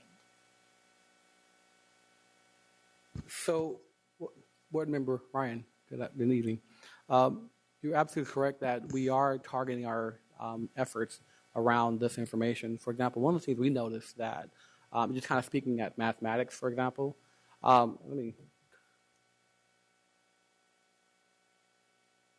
So we noticed in mathematics, for example, that we saw that our achievement was increasing for grades 3 and 4, but then at grade 5 we saw it flattening out. We saw it going up to 6 and 7, and then flattening out at grade 8. And so as we're working together with the academic office, we're identifying, and also with our other partnerships, how can we increase our math achievement in grades 4 through 8? How can we partner with other districts? How can we partner to increase those results, not only just all of our students, but especially our African American, our Hispanic students? And so much of the partnership that we're talking about, we're talking internally and also externally, of how we are using this data to target our efforts. And that's just one example of that. So let me ask something. I know that this is a snapshot, intended to be a snapshot of the district's performance compared with the state and with surrounding area school districts. But are you doing the deeper dive into looking at like populations from school site to school site? In other words, let's say, and we see this based on the data, that if you are in a lower socioeconomic status, you're much less likely to be proficient or exceed standards. Are you looking at a school site where results are maybe abysmal and comparing that to a like school site based upon the number of students who are receiving free or reduced price lunches to begin to ask the bigger questions about what is different in teaching and pedagogy and student supports, so that then we can model that, replicate whatever those high impact practices are for the benefit of those students that are in fact in that like demographic? Great question. And what you're referring to is positive deviance. And so that's our next step. So we have our district level and we know what the averages are. The next step is to find, okay, those schools that have a significant number of English learners that are outperforming the district, what are they doing differently? And then you take those practices and you try to bring them up to scale. So that's what you're referring to. That is the next step. So that leads me to my final question. So you're in the information data gathering, and obviously this is very early in the stages of SBAC. So once you've developed that sense of high performers and replicability of high impact practices and the ability to then take them to scale, How will you be communicating that with teachers and, our ground warriors who will actually be asked to implement this? So again, as we identify those, we'll take those back with our partnership, because we will be partnering with our academic office, our areas, to ensure that we roll them out using the meetings and schedules, that the delivery method that we already have in place. But the first thing is to identify what those common practices are, and that's our next step for that. And what's your timeline for that? We will be doing that soon. Ongoing. Yeah, ongoing, yeah. So that leads me to my final question. And being a parent who's been doing higher ed policy for 10 years, I feel like I have a better understanding. But I will tell you, if I didn't have that vocabulary, this would be overwhelming to me as a parent. How do I take this information, process it, and turn it into student-centered support so that my son or daughter then gets, the really targeted additional time and support necessary to help him or her thrive? And so I'm interested in hearing what you plan on doing with parents on the ground so that you can translate this information in a way that is digestible and then actually empowers them to help meet the needs of their kids. Sure, absolutely. So we're working with the Family and Community Empowerment Office and arranging different parent evenings, okay? So, for example, we have evenings where we go out and speak to the Parent Information Exchange, okay, and the Parent University.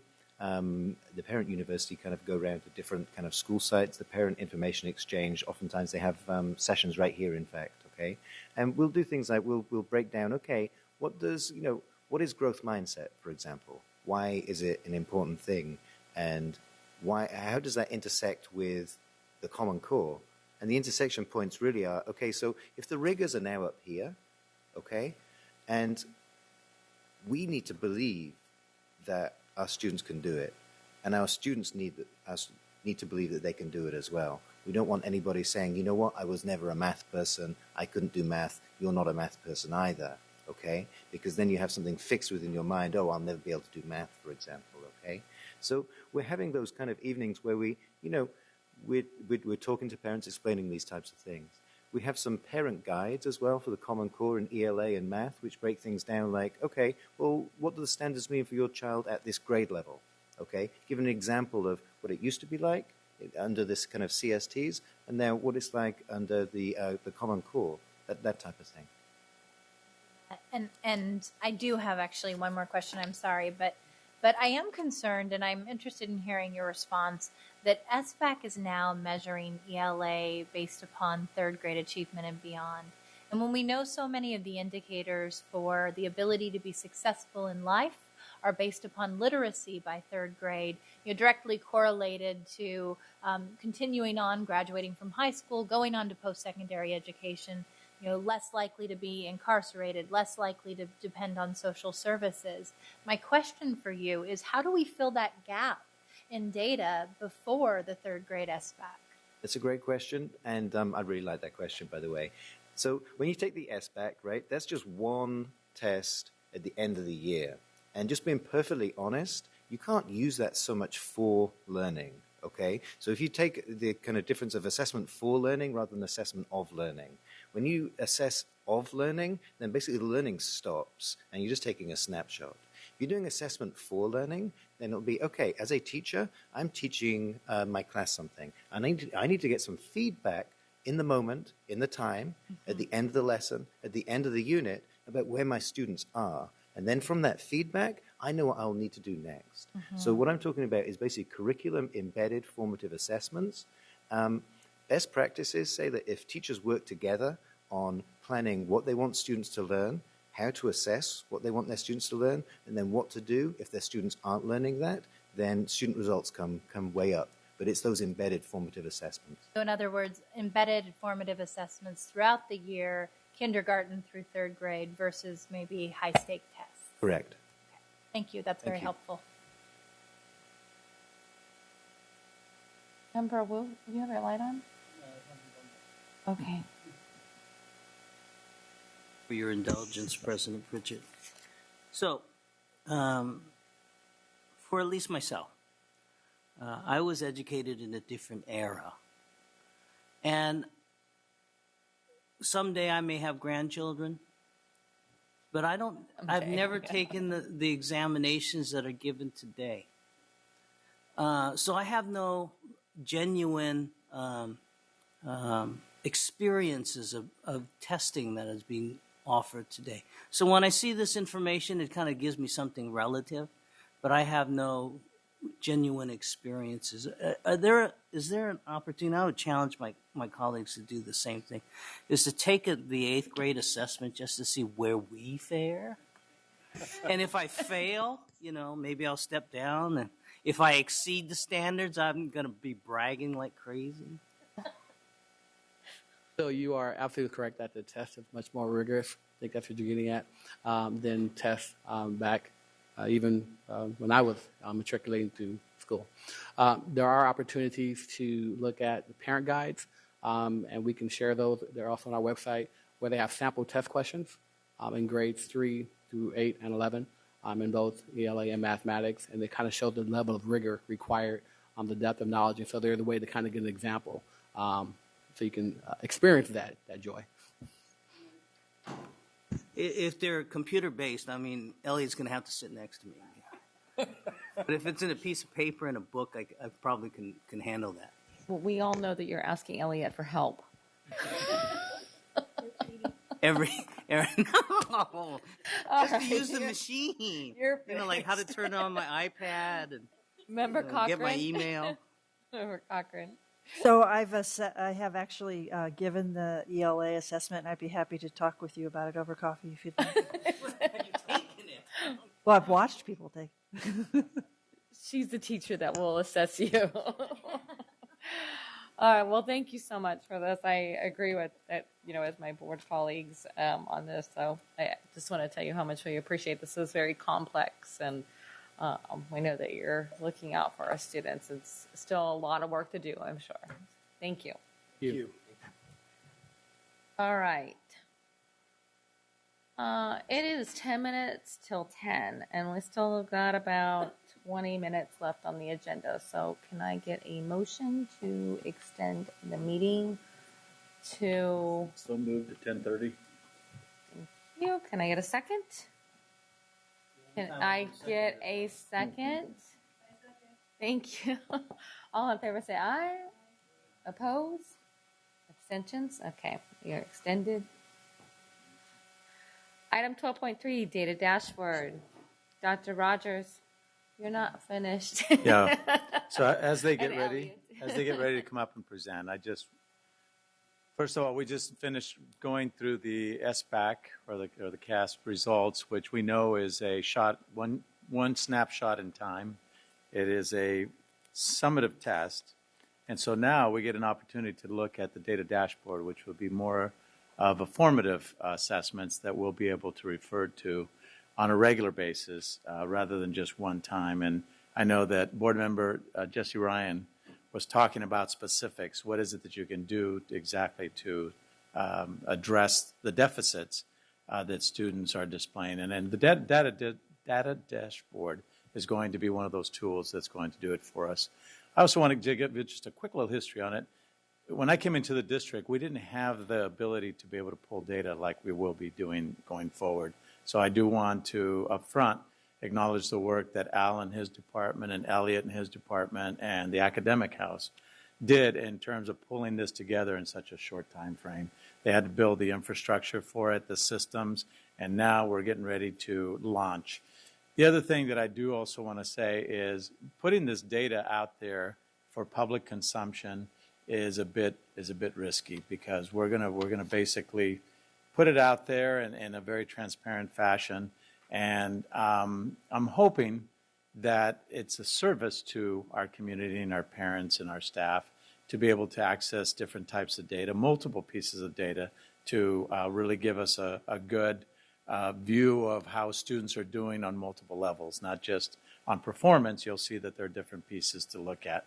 And I'm hoping that those will be used for creating conversations, perhaps even discourse around what's happening with our kids and how we can all work together to be able to really target the things that students need to be successful and be able to move the needle, so to speak. So with that, I'm going to hand it over to Al. Thank you. Dr. Rogers. Thank you, Superintendent Bonda. Good evening, President Pritchett, board members.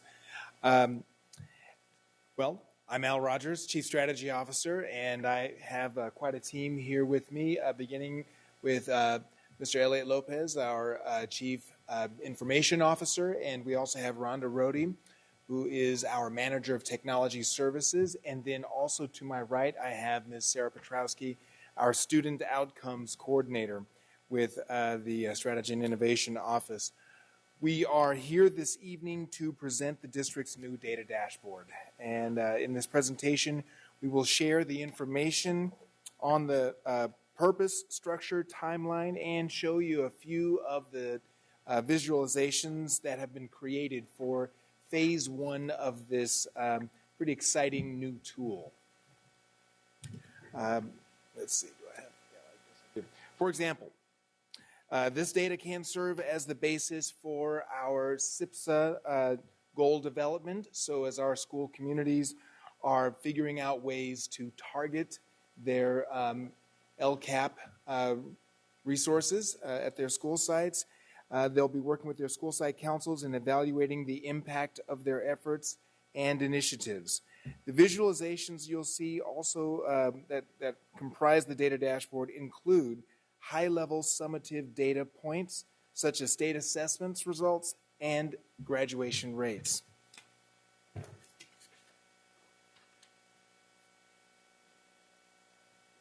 There we are. All yours. Thank you. Good evening, Board President Pritchett, board members, and Superintendent Bonda. My name is Elliot Lopez. I'm the Chief Information Officer. As shared by Dr. Rogers, robust data collection and reporting are critical to the successful achievement of our objectives. And to that end, the data dashboard has been developed as part of a robust technology infrastructure being implemented to support the broad needs of the district. Under our vision, data from disparate sources are consolidated and made available through a powerful, unified reporting platform. And the goal of this approach is to simplify access for our public stakeholders as well as our school leadership and staff. Ms. Petrowski will now discuss the specific structure and contents of our data dashboard and share information about its genesis.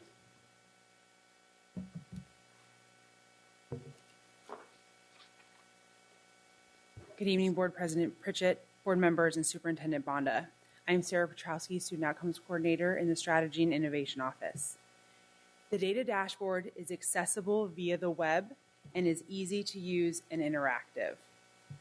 Visitors will have access to critical and relevant information presented in one place, whereas in the past this information was hard to gather because it was delivered by multiple agencies in varying formats. Currently, Phase 1 visualizations are organized into 3 groups. The first is demographics, which provides information on the composition of our diverse student body. Second, we have student engagement, which presents information on how effectively we are ensuring that students are present and participating in schools. Finally is student achievement, which gives us information on state assessment and benchmark performance. Data are pulled from a variety of sources, both internal and external, such as our Student Information System, Assessment System, and the California Department of Education. To ensure student privacy, we have put in place a few protections. First, data behind the visualizations is aggregated, and second, the filters have been limited to ensure data cannot be drilled down to identifiable levels. While the strategic plan was being developed, our team began creating the data reporting system that would provide stakeholders with the means to monitor progress on the objectives identified in the plan. The data dashboard was developed side by side with the strategic plan as a necessary component for effective execution of strategic plan activities. While we have already been using data to inform the work we do, we want to make it easier for the public to access and to support public engagement and awareness of our progress. The initial version of the data dashboard was previewed to internal leadership for feedback in late September. Tonight is our first step in the public rollout of the data dashboard. Deployment will continue over the course of the year. The data dashboard is a dynamic resource that will improve over time. In addition, we will be engaging others to share information about the data dashboard and obtain additional feedback. Rhonda will now walk you through the data dashboard webpage and selected visualizations.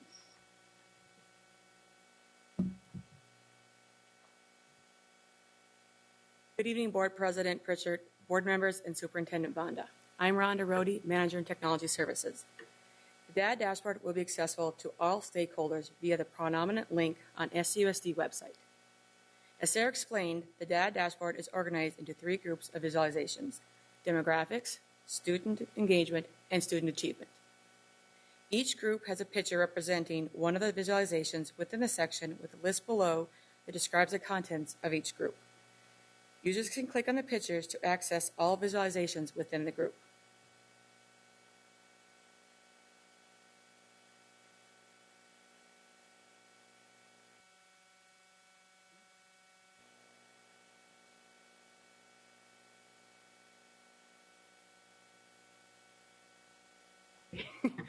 This is a screenshot of the attendance visualization. In this and all of our visualizations, users will see a header that will provide information about the data presented in a consistent format.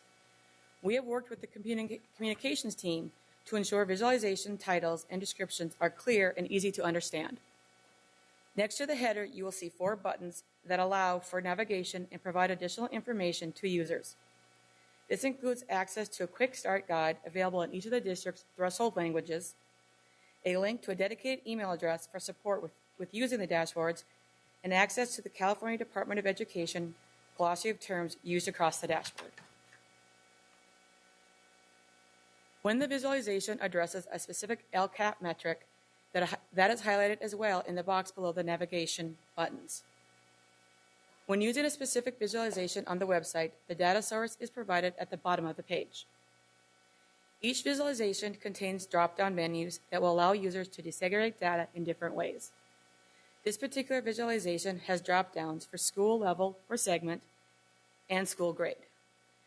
Most visualizations can be desegregated by school, school level, grade, federal ethnicity, and subgroups, including English learner, foster youth, homeless, socioeconomically disadvantaged, and special ed. This is a screenshot of our CASP visualization. As you see, this visualization has the same header format as the attendance visualization. This visualization shows results by school, ethnicity, and grade. Other CASP visualizations report the data by subgroups. Users see a stacked bar chart that report on the 4 achievement levels and can scroll over the bars for additional information on what they are viewing. Additionally, the legend provides information on the color of the bars.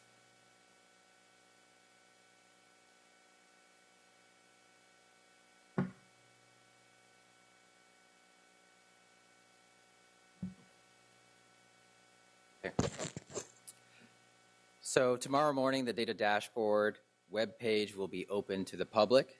And beginning next week, the data dashboard will have a prominent place on the scusd.edu homepage and will be highlighted in the e-connection to begin to build awareness. The dashboard will be presented to stakeholders whenever possible, especially through the parent leadership pathway and at site level activities like PTO meetings and other events. We will also make ourselves available to community and stakeholder groups who are interested in learning more about the data dashboard. As updated data becomes available, the existing visualizations will be refreshed with the most current information. And finally, as we continue to roll out the first phase of the data dashboard to the SCUSD community, we are continuing to lay the plans for the next phase. Future phases are focused on continuing to build our capacity to report on data in an accurate and transparent way. Thank you. Great.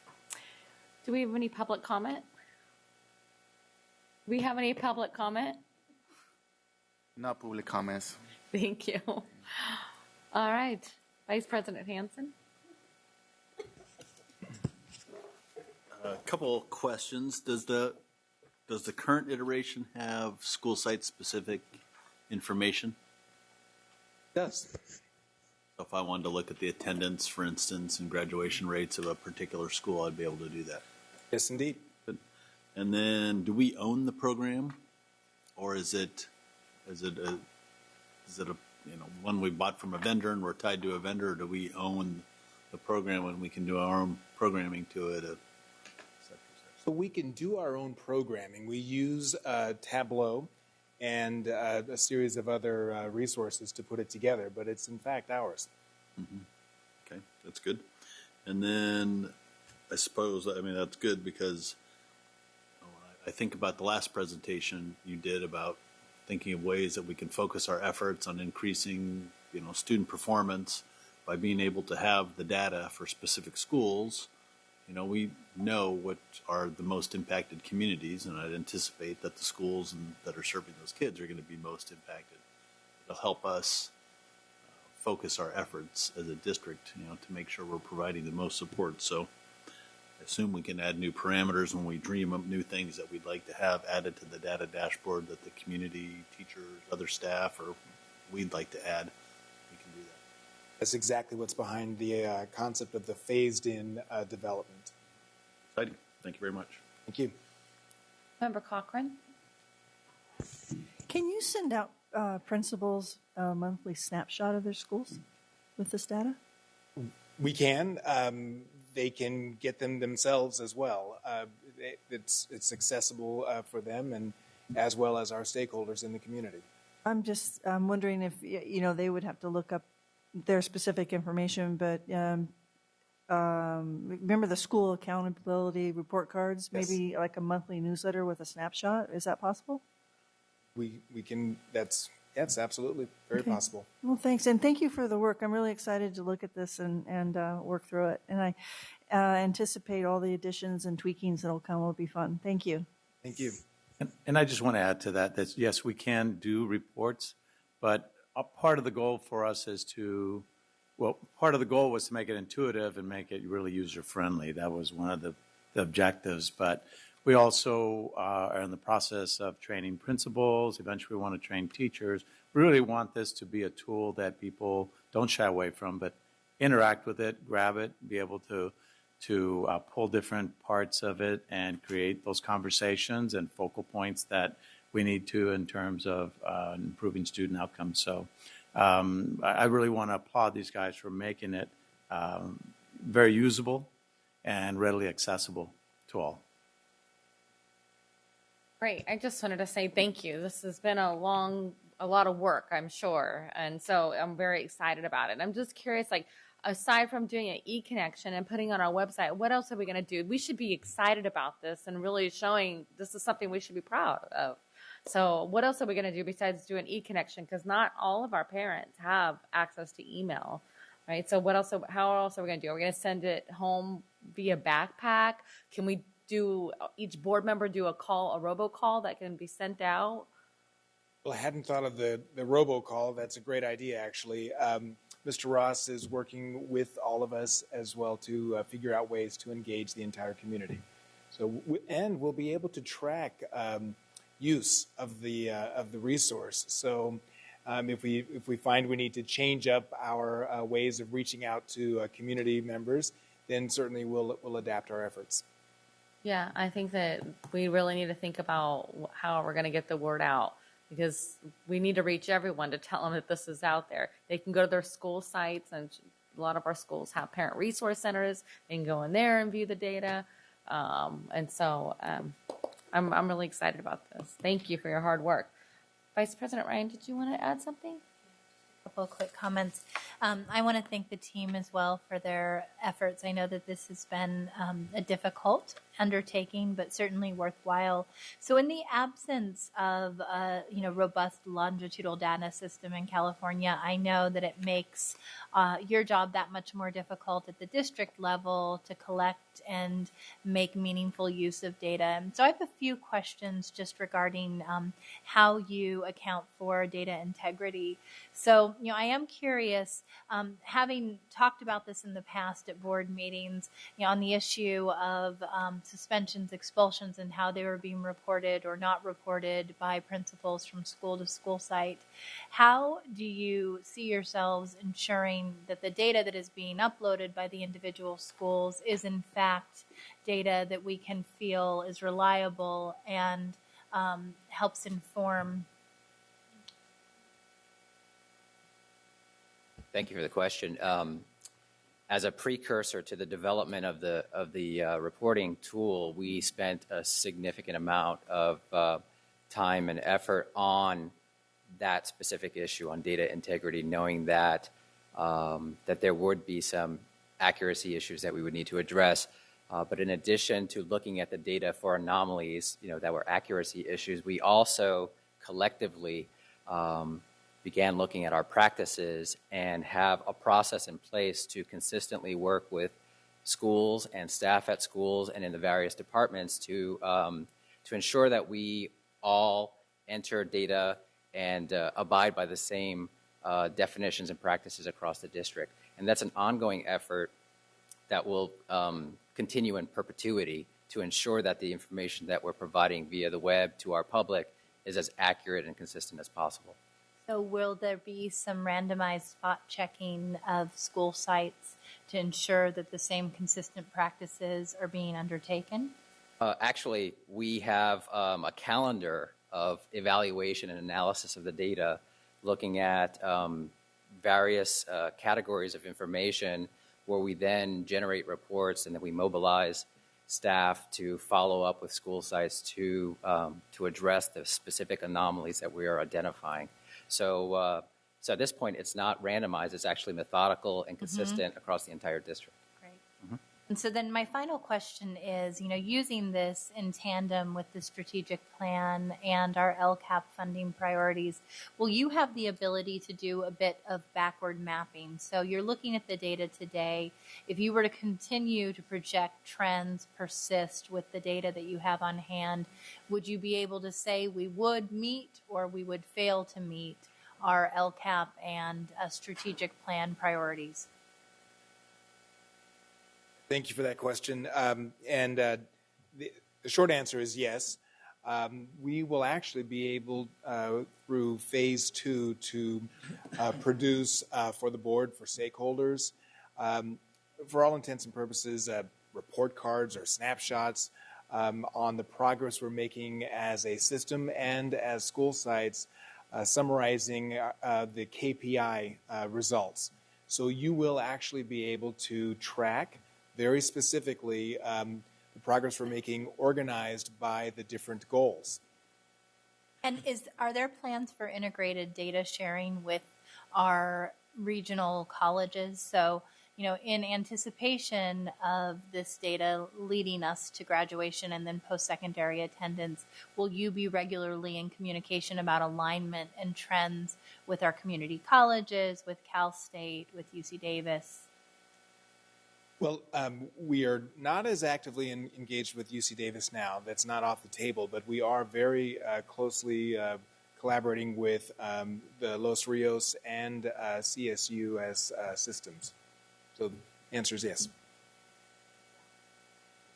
Well, thank you so much for your hard work on this. Thank you. I'm looking forward to getting on tomorrow morning and checking it out. All right, good. Have fun. Okay. Item 13.0, future board meetings and locations, October 20th here at the Cerna Center, 4:30 closed, 6:30 open, same for November 3rd.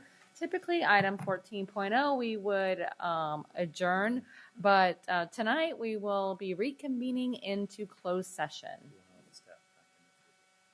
Yes, I would like staff in there for the beginning of the meeting. Thank you.